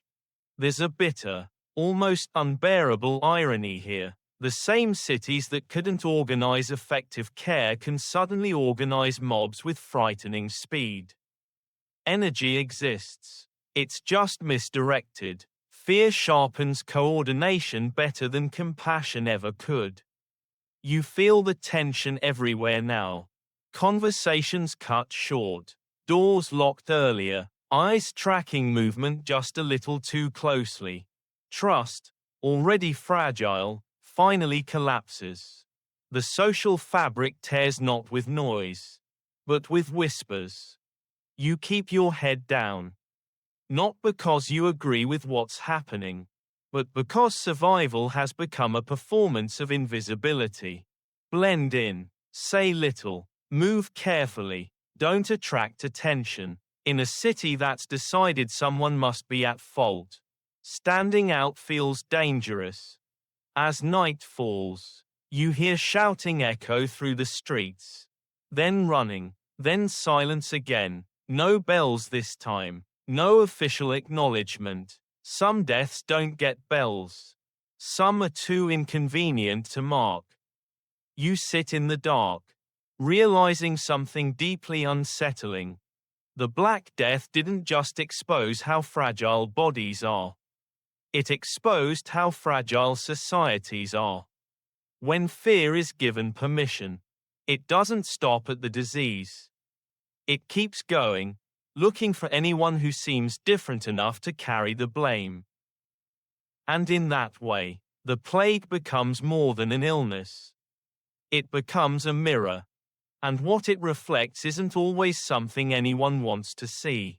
The city doesn't fall apart all at once. It collapses quietly, in pieces small enough that no one knows when to call it a collapse. You wake one morning and realize the guards aren't at their posts. Or maybe they are, just fewer of them, standing farther apart, watching less and listening more. Rules still exist on paper, but enforcement has thinned to suggestion. Authority, like everything else, has caught the plague's fatigue. Markets open late now. Sometimes they don't open at all. When they do, there's less shouting, less bargaining, less life. People move through the stalls quickly. Eyes down, hands close to their bodies. The market used to be the heart of the city. Now it feels like a risk assessment. You notice that crimes go unreported. Not because crime has stopped, but because reporting requires interaction. It requires officials who care. It requires a future where consequences matter. In a city where tomorrow is uncertain, justice becomes optional. Survival outranks order. Historians still debate how much lawlessness truly increased during the Black Death versus how much simply went unnoticed. From where you're standing, it feels less like chaos and more like erosion. Norms soften, expectations loosen. The city doesn't explode, it dissolves. You hear of people leaving without permission, of land being claimed because no one else is left to object, of wills rewritten in practice if not in ink. Property becomes a suggestion too. Ownership shifts silently, like chairs rearranged in a dark room. There's a strange calm in some of this. When enough people die, certain conflicts simply end. Old grudges lose their audience. Feuds run out of participants. You overhear someone say, almost wistfully, that at least the fighting has stopped. It's a small comfort, but people cling to small comforts now. Historians still argue about whether the plague accelerated social mobility or simply replaced one form of instability with another. Some survivors do rise, inherit land, demand wages, change terms that once felt unchangeable. But for every person who gains leverage, another is simply exhausted, trying to stay upright in a world that keeps rearranging itself. You feel that exhaustion in your own body. Not illness, yet, but a deep weariness that sleep doesn't touch. Constant vigilance drains you, deciding where to walk, who to speak to, when to leave, all of it adds up. Surviving the plague is a full-time job. There's a darkly comic moment when someone complains that paperwork is impossible now. Who has the energy to record births and deaths when everyone is dying? The joke lands because it's true. Records thin out. History begins to blur even as it's happening. You realize how much of society depends on people showing up. To work, to witness, to remember. When attendance drops below a certain point, the whole structure wobbles. You're living inside that wobble. At night, the city sounds different. Fewer footsteps, fewer arguments, fewer bells. Strangely enough, not because death has slowed, but because no one can keep up with marking it. Silence spreads unevenly, filling gaps left by routine. You sit by a window and look out at streets that once felt alive. They're still standing, buildings intact, roads passable. From a distance, the city looks fine. Up close, it's hollow. You understand now why some people later described this time as the end of the world, even though the world technically continued. When systems fail quietly, when meaning erodes without spectacle, it feels like something fundamental has ended. The Black Death didn't need to burn cities to the ground. It just needed people to stop showing up. And as you lie down to sleep, surrounded by walls that still stand and rules that barely do, you realize something unsettling. Collapse doesn't always announce itself. Sometimes, it just keeps going. Food starts to feel theoretical.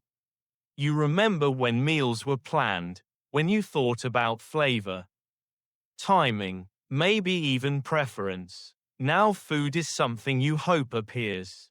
Something you count, something you quietly worry about running out of while pretending you're not worried at all. The fields outside the city look wrong. Not ruined, just unattended. Crops grow unevenly, choked by weeds that no one had time or strength to pull. Harvests arrive late or not at all. The plague didn't poison the land, but it removed the hands that knew what to do with it. You hear arguments about who should be farming now. The dead, unfortunately, are not available for comment. Survivors are stretched thin. Everyone is doing 3 jobs at once: burying the dead, caring for the sick, trying to keep themselves fed. Farming is labor-heavy and unforgiving. Miss the right week, and the season is lost. The plague doesn't pause for planting schedules. Historians still debate whether famine was an inevitable consequence of the Black Death or a secondary disaster worsened by poor coordination. From where you stand, it feels like both. The system was fragile. Death simply leaned on it until it snapped. Bread gets smaller, prices get higher, tempers get shorter. You notice how food changes behavior faster than fear ever could. People who avoided each other for weeks now stand closer in line, calculating whether hunger or disease is the bigger risk. Desperation rewrites rules efficiently. There's a strange moral shift that happens when food becomes scarce. Theft starts getting rebranded as necessity. Hoarding becomes foresight. Charity becomes conditional. You hear someone say they can't afford to help anymore, and for once, it's not an excuse. Historians still argue about how widespread starvation actually became during the plague years. Records are inconsistent. Hunger, like fear, is hard to quantify. What you can quantify is how often people talk about food now. How often conversations drift toward it. How meals dominate thought. You ration without admitting you're rationing. You eat slower. You save crumbs. You plan meals that barely qualify as meals. You feel a dull pride in making something stretch. Survival becomes a series of small, unimpressive victories. There's an almost surreal moment when someone suggests that the plague might solve food shortages in the long run. Fewer mouths, they argue, means more food for survivors. The logic is brutal, and it's not entirely wrong. But standing here, hungry and tired, long-term benefits feel theoretical at best. You notice how hunger and plague feed each other. Weak bodies fall ill faster. Ill bodies can't work. Less work means less food. The cycle tightens quietly, without needing to announce itself. At night, hunger makes sleep shallow. Your body reminds you of itself constantly, tugging at a tension you don't have energy to spare. Dreams feature bread, stews, tables full of people who aren't there anymore. You wake up and feel oddly grateful when you realize you're still hungry. Hunger means you're alive. It's a low bar, but it's one you've learned to celebrate. As days blur together, you realize the Black Death isn't just killing people faster than they can be replaced. It's dismantling the future one missed harvest at a time. And when food stops being reliable, everything else becomes optional, including hope. The smell becomes impossible to ignore. It's not one smell, really, it's layers. Damp earth turned too often. Smoke that never quite clears. Something sweet and wrong that clings to the air long after you leave certain streets.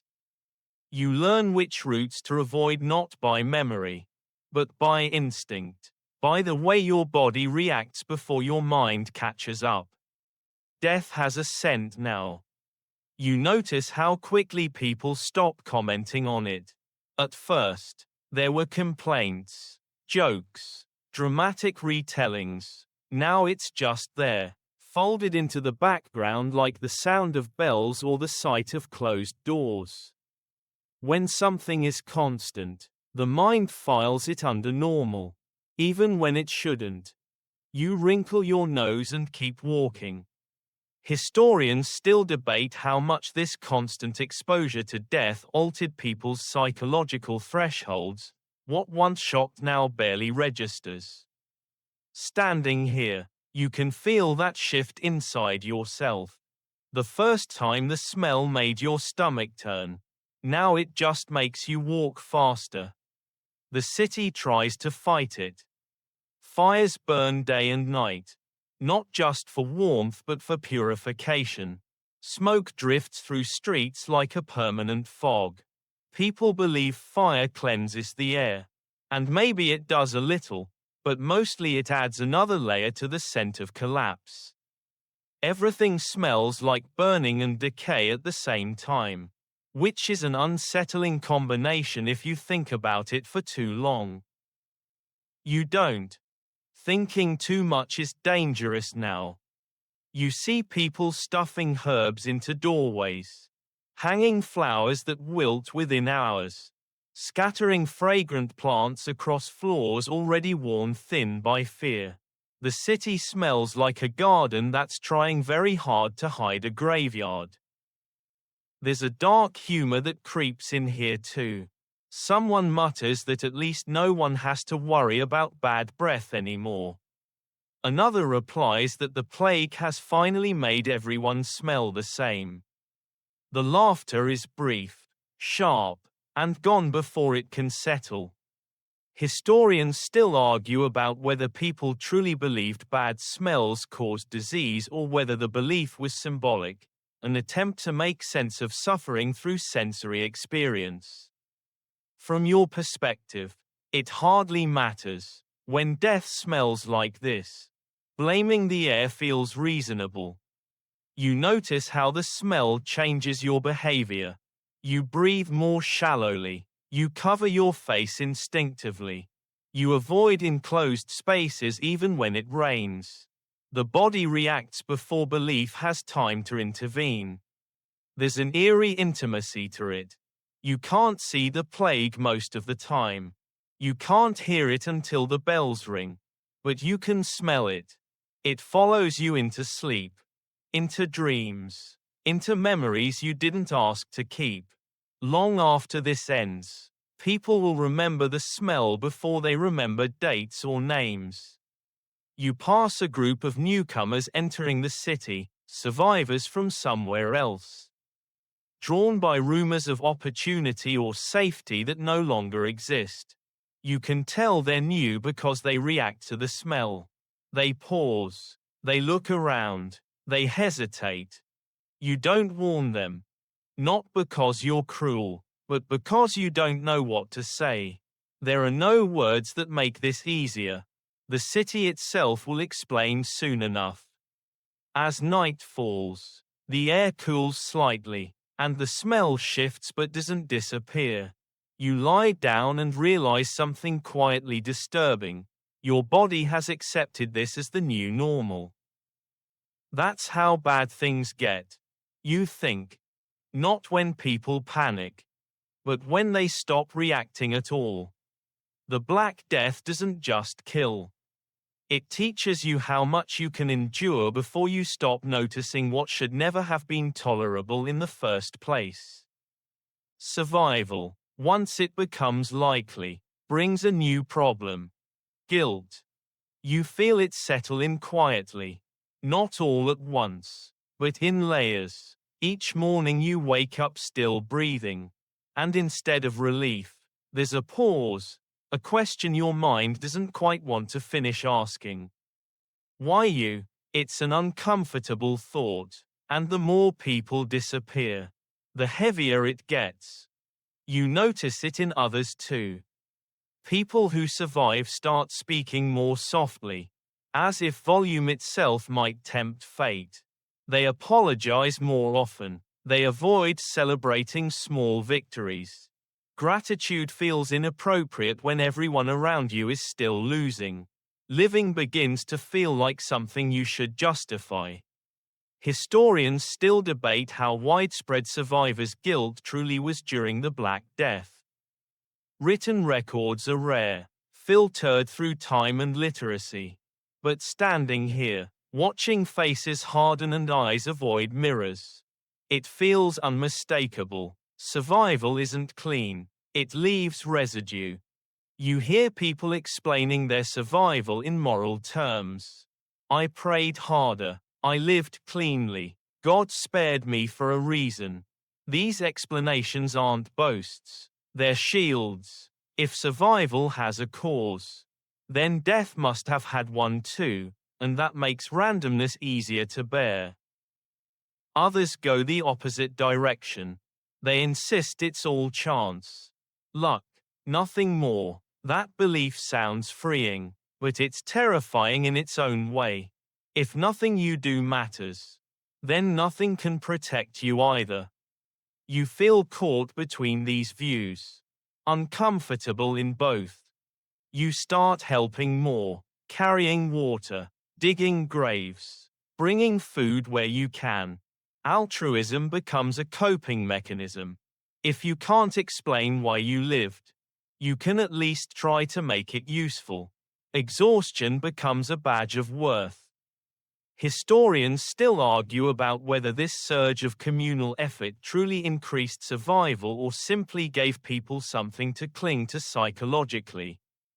From where you stand, the distinction feels academic, helping give shape to days that would otherwise dissolve into waiting.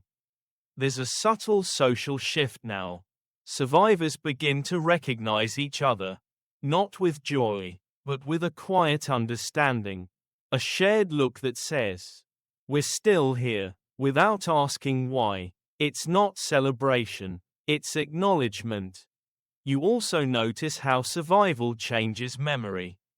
Those who live begin to tell stories differently. Death becomes something that happened around them, not to them. The mind edits details to reduce discomfort. Names fade, faces blur. The plague remains enormous, but personal grief narrows to something manageable.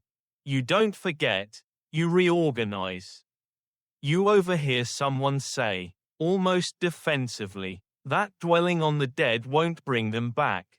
It's not cruel, it's practical. There are only so many hours in a day, and most of them are already spoken for by staying alive. At night, guilt sneaks in anyway. You think of people who were stronger than you, kinder, more careful. You replay moments where paths diverged, who stood where, who touched whom, who stayed home that day. The mind hunts for meaning like it's lost something valuable. Sleep doesn't always come easily. When it does, it's shallow, filled with familiar faces appearing briefly and then vanishing again. You wake up unsettled, not because the dreams are frightening, but because they feel unfinished. Survival changes you in quiet ways. You stop planning far ahead. You stop assuming continuity. Life becomes a series of present moments stitched together with caution.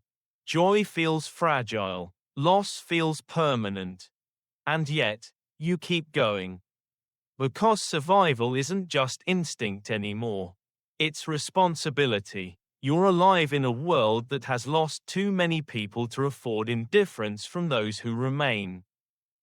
As dawn breaks, you step outside and breathe in air that still smells wrong. Still feels heavy, but you breathe it anyway.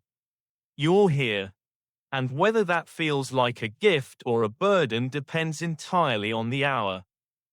Just when it feels like the plague has finally burned itself out, it proves you wrong. You hear the phrase "it's coming back" whispered with a special kind of dread. Not panic this time, fatigue. The kind of exhaustion that settles in when you realize you don't get to be done just because you're tired. The Black Death, it turns out, doesn't believe in clean endings. You notice the signs almost before the words spread. A few new fevers. A house sealed up again after weeks of life. Bells ringing in patterns that feel uncomfortably familiar. People had started to breathe easier, to imagine rebuilding, to plan beyond tomorrow. Now those plans hesitate, hovering in the air like something afraid to land. Historians still debate how many waves of plague truly struck each region and how clearly people understood they were experiencing repeats rather than a single long disaster. From where you're standing, it doesn't matter, the effect is the same. Hope takes a hit every time. The second wave feels crueler in some ways. Not because it's necessarily deadlier, but because it destroys the illusion of immunity. You hear someone say, confidently, that they survived once and will survive again. Then you hear they're gone a week later. Survival, you learn, doesn't come with guarantees or loyalty rewards. People react differently now. Some retreat immediately, locking themselves in with grim efficiency. Others give up on caution entirely, acting with reckless calm. If death is going to come back anyway, why keep pretending you can outrun it? You see laughter that's too loud. Gatherings that feel almost defiant. Like people daring the plague to do its worst. Historians still argue about whether later outbreaks caused as much fear as the first. Some sources suggest people grew numb. Others show renewed terror each time. Watching your neighbors, you realize it's not one or the other. It's both, switching day by day. You feel it yourself.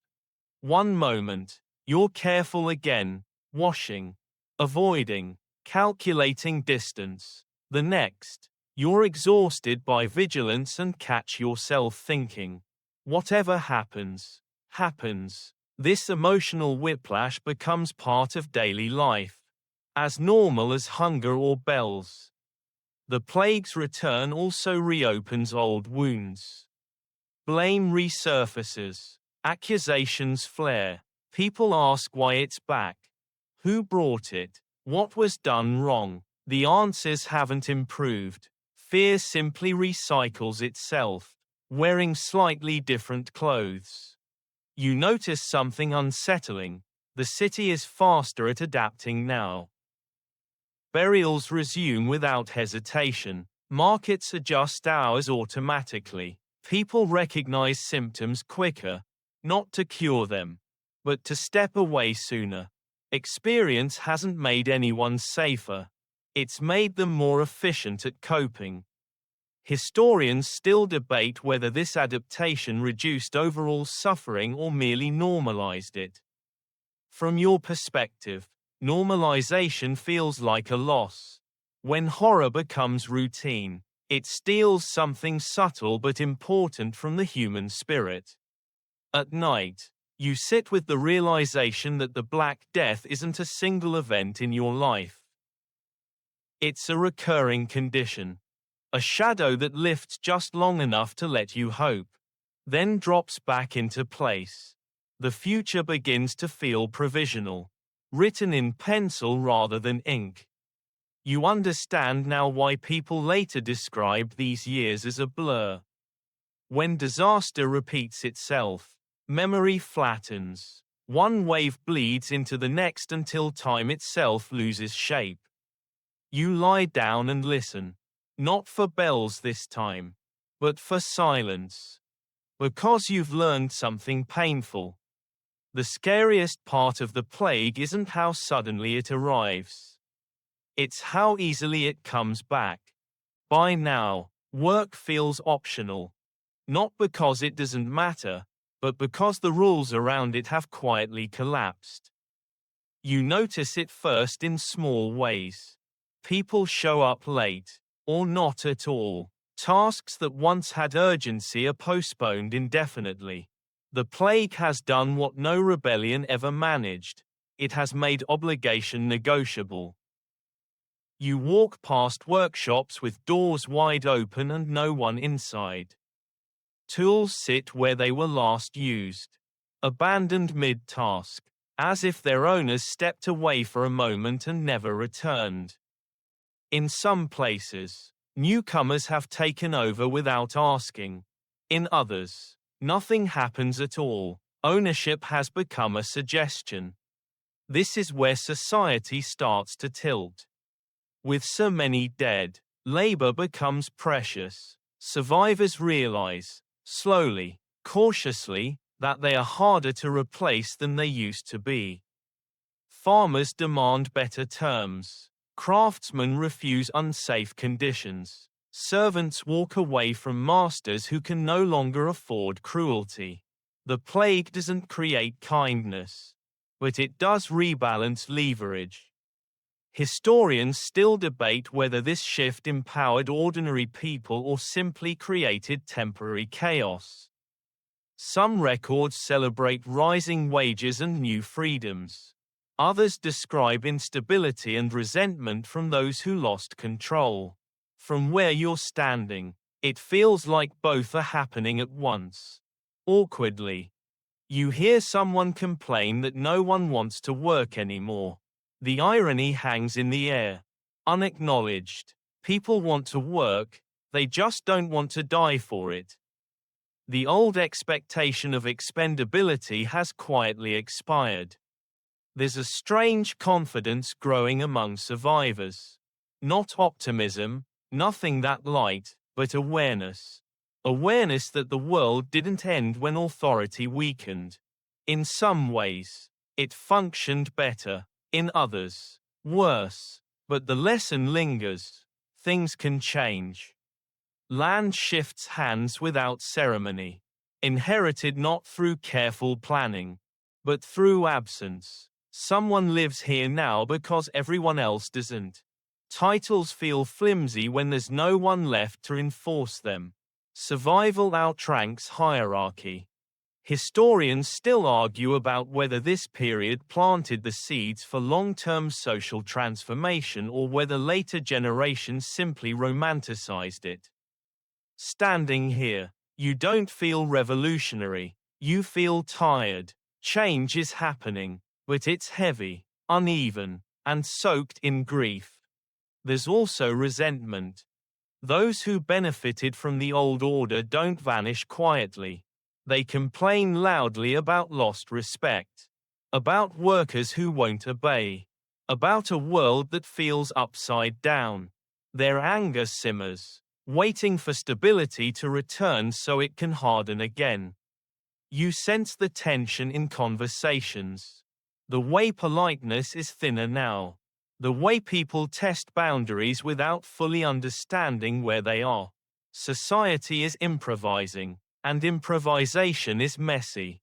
As evening falls, you realize something subtle but important. The plague hasn't just taken lives. It's taken inevitability. The idea that tomorrow must look like yesterday no longer feels true. Everything is provisional now, flexible, unstable. That's terrifying, but also quietly powerful. You head home, stepping past places that once defined your routine and now feel like memories already fading. The city is still alive, but it's learning how to live differently. And beneath the exhaustion, beneath the fear, there's a faint realization taking shape. The Black Death didn't just destroy the old world. It loosened it. And once something is loosened, it rarely tightens in quite the same way again. Money starts behaving strangely. You notice it first when coins feel lighter in your hand, not physically, but symbolically. Prices jump without warning, then they fall just as fast. Wages, once fixed by tradition and threat, suddenly become negotiable. You hear people arguing about pay invoices that would have been unthinkable a year ago. And sometimes, they win. With so many gone, labor has leverage it's never had before. Fields still need tending. Houses still need repair. Someone has to haul water, bake bread, bury bodies. The work didn't die with the people, it piled up. Survivors discover, cautiously, that saying no is suddenly an option. Historians still debate whether this shift truly benefited the lower classes or simply created a brief illusion of power before old structures reasserted themselves. From where you stand, it feels real enough to matter. Even temporary dignity leaves a mark. You watch land change hands without ceremony. A neighbor moves into a larger house because no one else claims it. Another inherits a workshop because every other apprentice died. No paperwork, no celebration, just quiet occupation. Ownership becomes less about right and more about presence. There's a strange moral discomfort to it. You feel guilty benefiting from absence, even when you didn't cause it. Living in someone else's space feels like trespassing on a memory. But hunger and cold have a way of settling ethical debates quickly. You accept what's available because refusing it won't bring anyone back. Those who once held power feel the shift keenly. Lords complain that tenants are insolent. Masters grumble that servants are unreliable. Authority now requires negotiation, and negotiation feels like weakness to people who were never taught how to do it. Historians still argue about whether laws meant to freeze wages and restore order were effective or simply revealed how much control had already slipped away. You hear rumors of such laws, attempts to force the world back into its old shape. They feel desperate. Time doesn't move backward politely. You notice how differently people speak now. Less deference, more eye contact. Conversations feel flatter, less hierarchical. Death has a way of equalizing everyone eventually. And everyone has just been reminded of that fact very clearly. There's also fear beneath the confidence. People know this moment might not last. Power borrowed from catastrophe feels temporary, like shelter built from debris. You enjoy the autonomy, but you don't fully trust it. The world has taught you not to assume stability too quickly. You hear someone joke that the plague was the best negotiator the poor ever had. The joke lands awkwardly, It's true in a narrow sense, and horrifying in every other. Progress paid for in bodies doesn't feel like progress. It feels like aftermath. At night, you think about how wealth once felt permanent, inherited, locked in place. Now it feels slippery, contingent, one fever away from redistribution. That realization doesn't make you greedy, it makes you careful.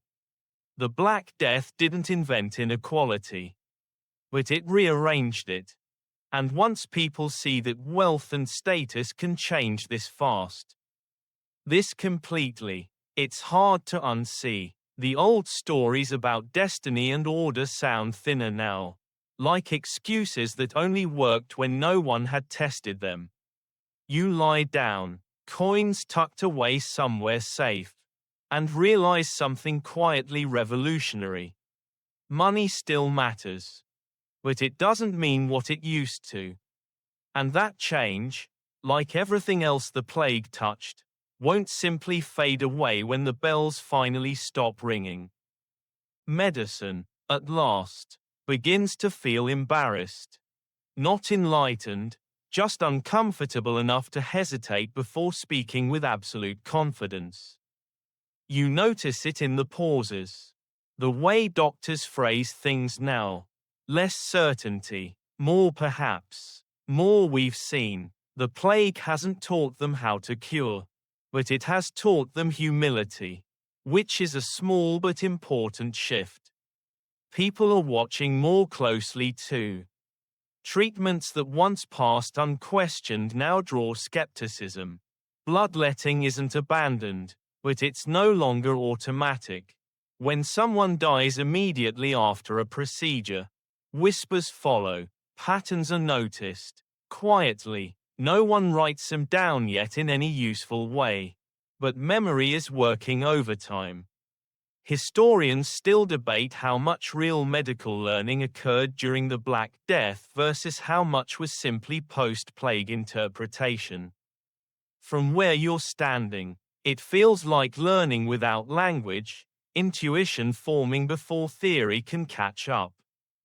People don't know why some practices fail, but they're starting to accept that they do. Quarantine becomes a word people use more seriously now. Not consistently, not scientifically, but the idea that separation might help stop sounding ridiculous. Certain ports refuse entry. Certain towns close gates early. Sick houses are avoided more deliberately. None of this is perfect, but it's something. A fragile outline of public health emerging from chaos. You notice that survival stories are compared carefully. Who stayed isolated? Who fled early? Who avoided crowds? These comparisons aren't fair, but they're human. When outcomes differ, people search for reasons. Even false patterns feel better than none. Historians still argue about whether these early behavioral changes actually reduced mortality in later waves. Evidence is patchy. What's clear is that memory itself became a tool. People remembered what felt safer and repeated it, even if they couldn't justify it. There's a strange tension between experience and tradition now. Doctors trained in old methods feel challenged by what they've witnessed. Some adapt, others double down, offended by the suggestion that centuries of learning might be incomplete. Medicine becomes political, personal, defensive. Progress, when it comes, rarely feels polite. You overhear someone say that perhaps disease spreads between people, not just through air. The idea is floated cautiously, like something dangerous. It doesn't land fully. It won't for hundreds of years. But the thought exists now, faint and incomplete, like a seed dropped too early. You realize how slow understanding really is. The plague moves faster than ideas. Bodies fall before theories can form. By the time a pattern is recognized, it's already outdated. Medicine is always arriving late to this disaster, chasing something that refuses to slow down. And yet, something has changed. Blind confidence is gone. The assumption that experts always know best has cracked. People still seek guidance, but they trust their own observations more than they used to. Lived experience begins competing with authority. You feel that shift inside yourself too. You listen differently now. You question quietly. You notice outcomes, not promises. Survival has trained you to be empirical without realizing it. As evening settles, you reflect on how strange this all is. The dead paid a terrible price. And the lesson learned is uncertainty, doubt, caution. It feels insufficient. It feels late. But it's something. The Black Death didn't teach medicine how to save lives. It taught it how much it didn't know. And sometimes, that's the first step toward knowing anything at all. Memory starts failing in strange places. Not the big things. You remember the plague, of course. You remember fear, bells, hunger, silence. Those impressions are burned deep enough to last a lifetime. What slips away are the details that used to anchor you to before. Names, dates, the order in which things happened. The mind, it turns out, edits aggressively when overwhelmed. You notice conversations looping. People tell the same stories again and again, sometimes changing them without realizing it. A death moves from spring to winter. A face becomes someone else's. No one corrects these errors. Accuracy feels less important than coherence now. Stories aren't for recording facts, they're for surviving them. Historians still debate how reliable plague-era accounts truly are, given trauma's effect on memory. From where you're standing, that debate feels almost unfair. You didn't live through this to become a source. You lived through it to keep breathing. You see this memory shift in the city itself. Streets are renamed unofficially. Landmarks lose their meaning when the people who cared about them are gone. A building that once hosted weddings is now known for burials. A square that echoed with laughter now carries a quieter reputation. Place remembers differently than people do.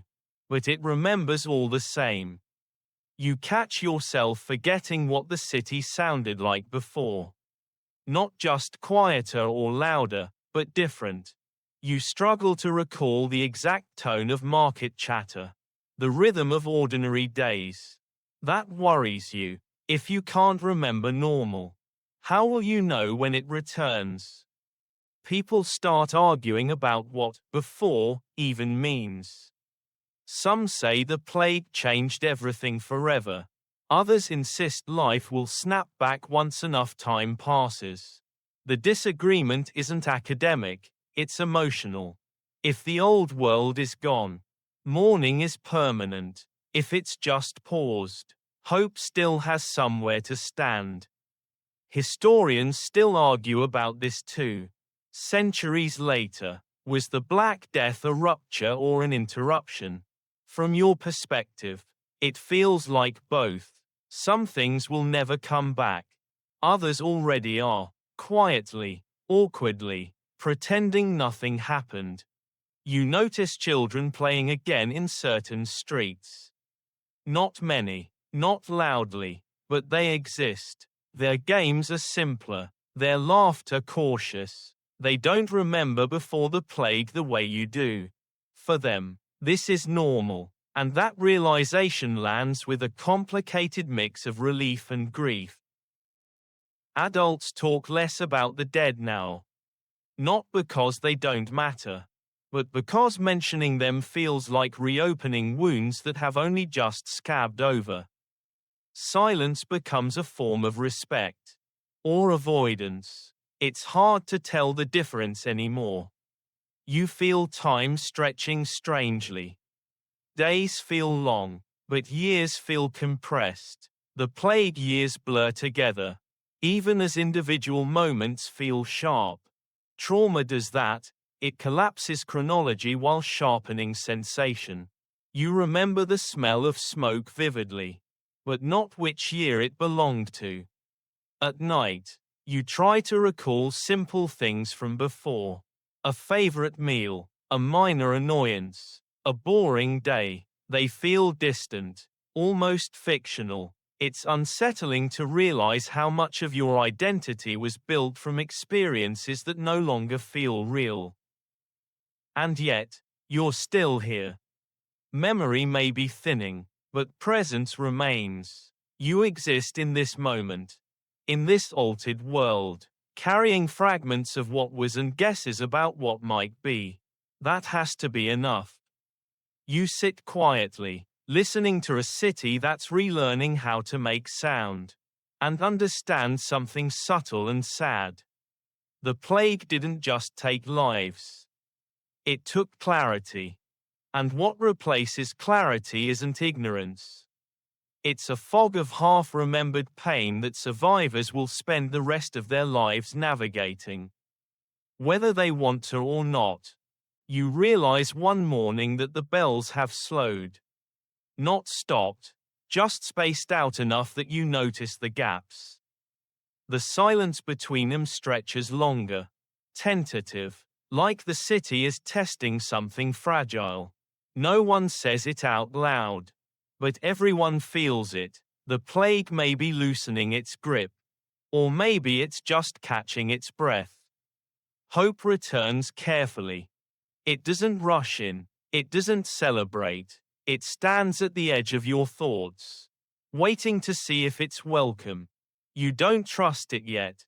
You've learned better. Hope has embarrassed you before, and you're not eager to repeat the experience. Still, things begin to shift. Markets reopen more reliably. The same faces start appearing day after day instead of vanishing overnight. You hear fewer coughs echoing from behind closed doors. When someone sneezes, the room still freezes, but the freeze thaws faster now. Historians still debate when contemporaries believed the worst was truly over. Some point to falling death rates, others to changes in tone, in writing, in how people describe the future. From where you stand, it feels emotional rather than statistical. Fear stops being constant. It becomes situational again. You catch yourself planning ahead without realizing it. Not far ahead, just small things. Fixing a roof before winter. Saving food instead of eating it immediately. Thinking about tomorrow as something you'll probably reach. That assumption alone feels almost rebellious. The city looks scarred. Empty spaces remain where houses once stood. Fields show signs of neglect that won't heal in a single season. But there's movement now, repair, adaptation, survivors filling gaps with stubborn practicality. Life resumes not because it's easy, but because it's the only thing left to do. You notice how differently people behave toward each other. Not kinder, exactly, but gentler in unexpected ways. Arguments de-escalate faster. Small favors happen without comment. Everyone carries an invisible ledger of loss, and no one wants to add to it unnecessarily. Historians still argue about whether the plague made people more compassionate or more self-interested in the long run. The answer, as usual, is both. Trauma doesn't rewrite human nature, it exaggerates it. Kindness becomes deliberate. Cruelty becomes less casual. You attend a gathering for the first time in a long while. It's small, awkward. No one quite remembers how to stand close without flinching. Laughter arrives hesitantly, then gains confidence. For a moment, you forget to be afraid. When you remember again, It's almost disappointing. There's a strange grief in recovery. You expected relief to feel cleaner. Instead, it's complicated. Every improvement reminds you of who isn't there to see it. Every repaired wall echoes with absence. Healing feels like betrayal sometimes. As if moving forward means leaving people behind twice. Historians still debate how communities memorialized the dead, or avoided doing so. Some erected monuments. Others preferred silence. You can see why. Too much remembering hurts. Too little feels wrong. There's no perfect balance.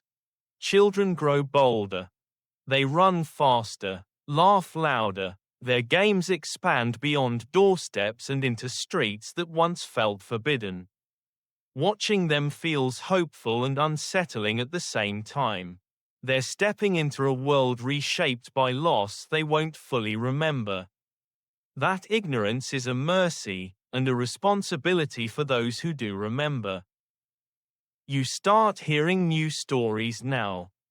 Not about death, but about survival, about clever escapes, about luck that bordered on the absurd.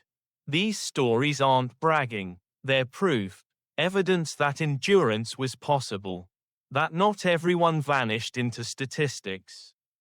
You tell your own story less often. Not because it's unimportant, but because repeating it doesn't feel necessary anymore. Survival doesn't need constant justification. It's allowed to exist quietly, without explanation. At night, you notice the city sounds fuller. Not loud like before, different, a cautious hum instead of a frantic one. The plague hasn't vanished completely, you know better than to assume that, but its presence has receded enough to allow something else to take up space. You lie down and realize you're no longer listening for the bells. That habit breaks slowly, like any habit born from fear. The body takes time to trust what the mind suspects. But tonight, sleep comes without counting. You drift off understanding something deeply human. Recovery doesn't feel like victory. It feels like learning how to live with what remains. And what remains is enough, if you're careful, if you're patient, if you're willing to carry the past without letting it crush the present. Tomorrow won't be perfect, but tomorrow feels possible. And after everything, that feels almost miraculous. The world doesn't reset when the plague loosens its grip. It drifts. You notice it in the way people hesitate before using old words again, future. Next year, someday, those words haven't vanished, but they've lost their casual confidence.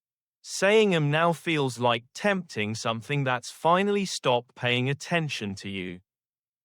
You walk through streets that are busier than they were, yet still thinner than you remember. Faces are familiar again, but fewer. Gaps remain where people should be. Where routines once lived. The city hasn't healed, it's scarred. And the scars are oddly organized, forming new patterns where old ones used to be. Historians still debate how quickly societies truly recovered after the Black Death. Some point to population numbers, to economic rebounds, to rising wages and new opportunities.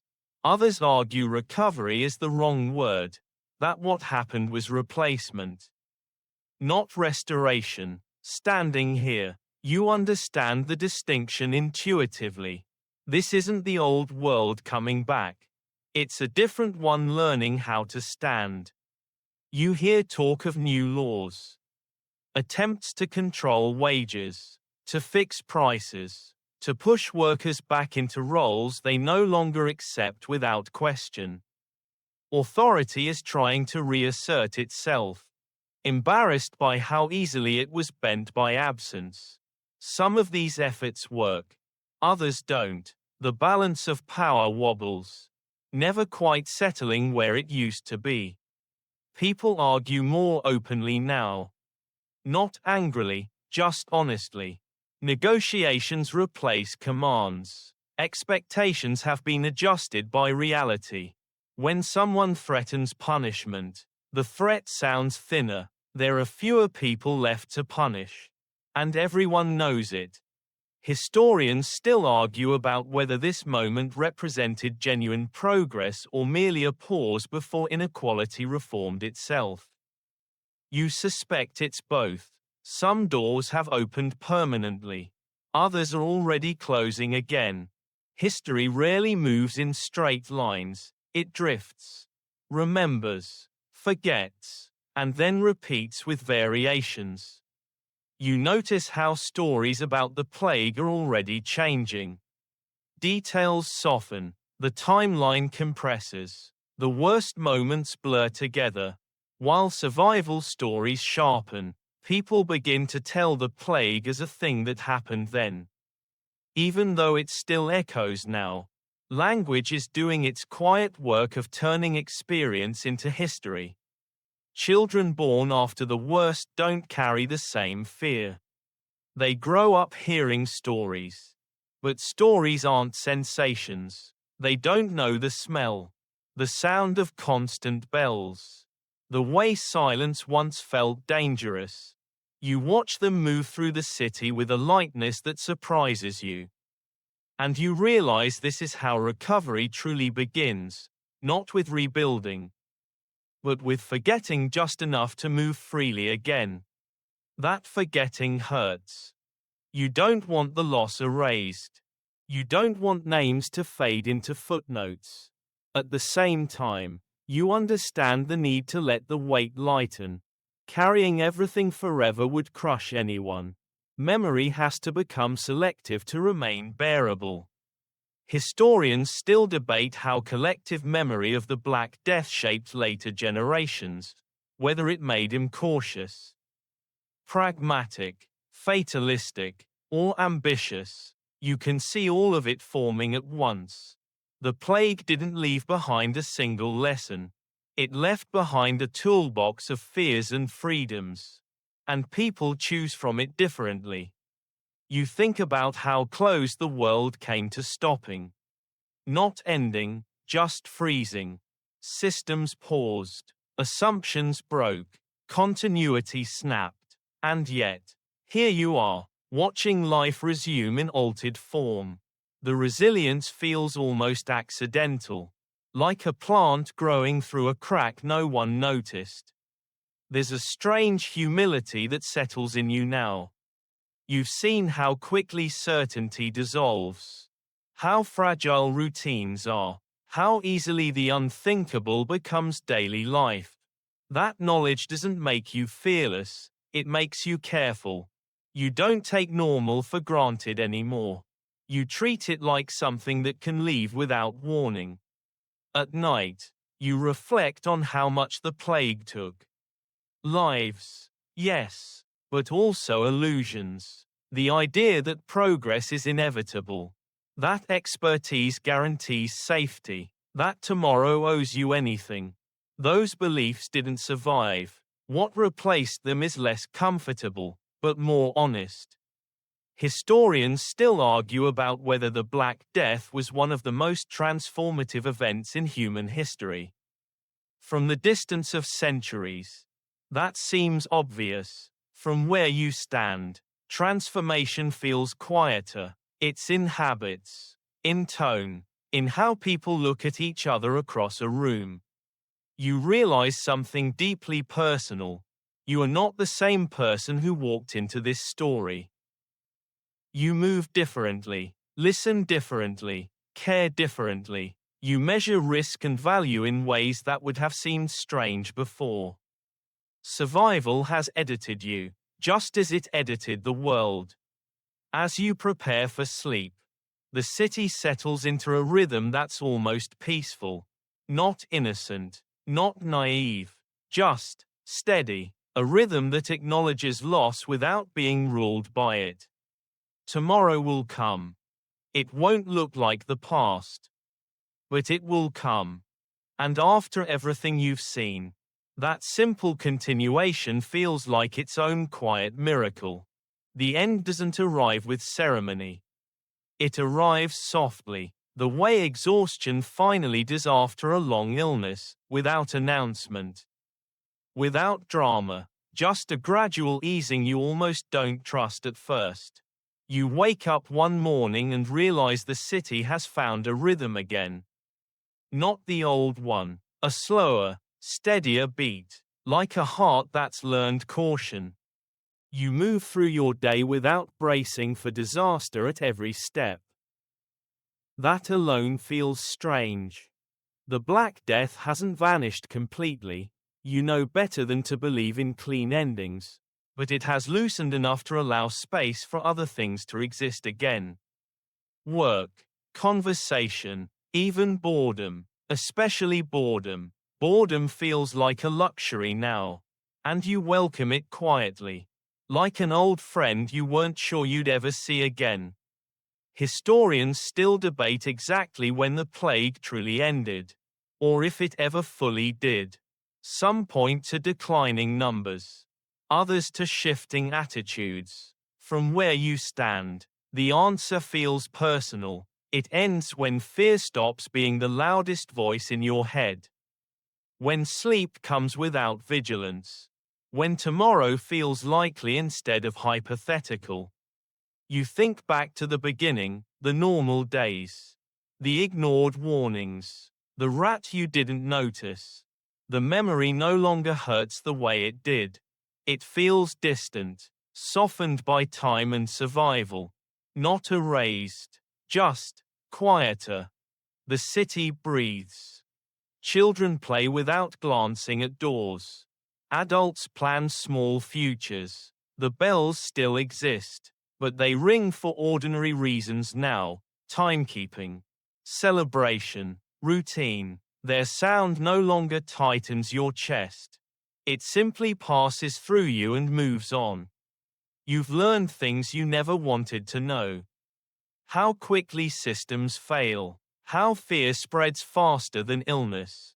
How kindness and cruelty can grow from the same root. You've learned that survival isn't heroic, it's stubborn, quiet, often accidental, and you've learned that the world doesn't return to what it was after catastrophe.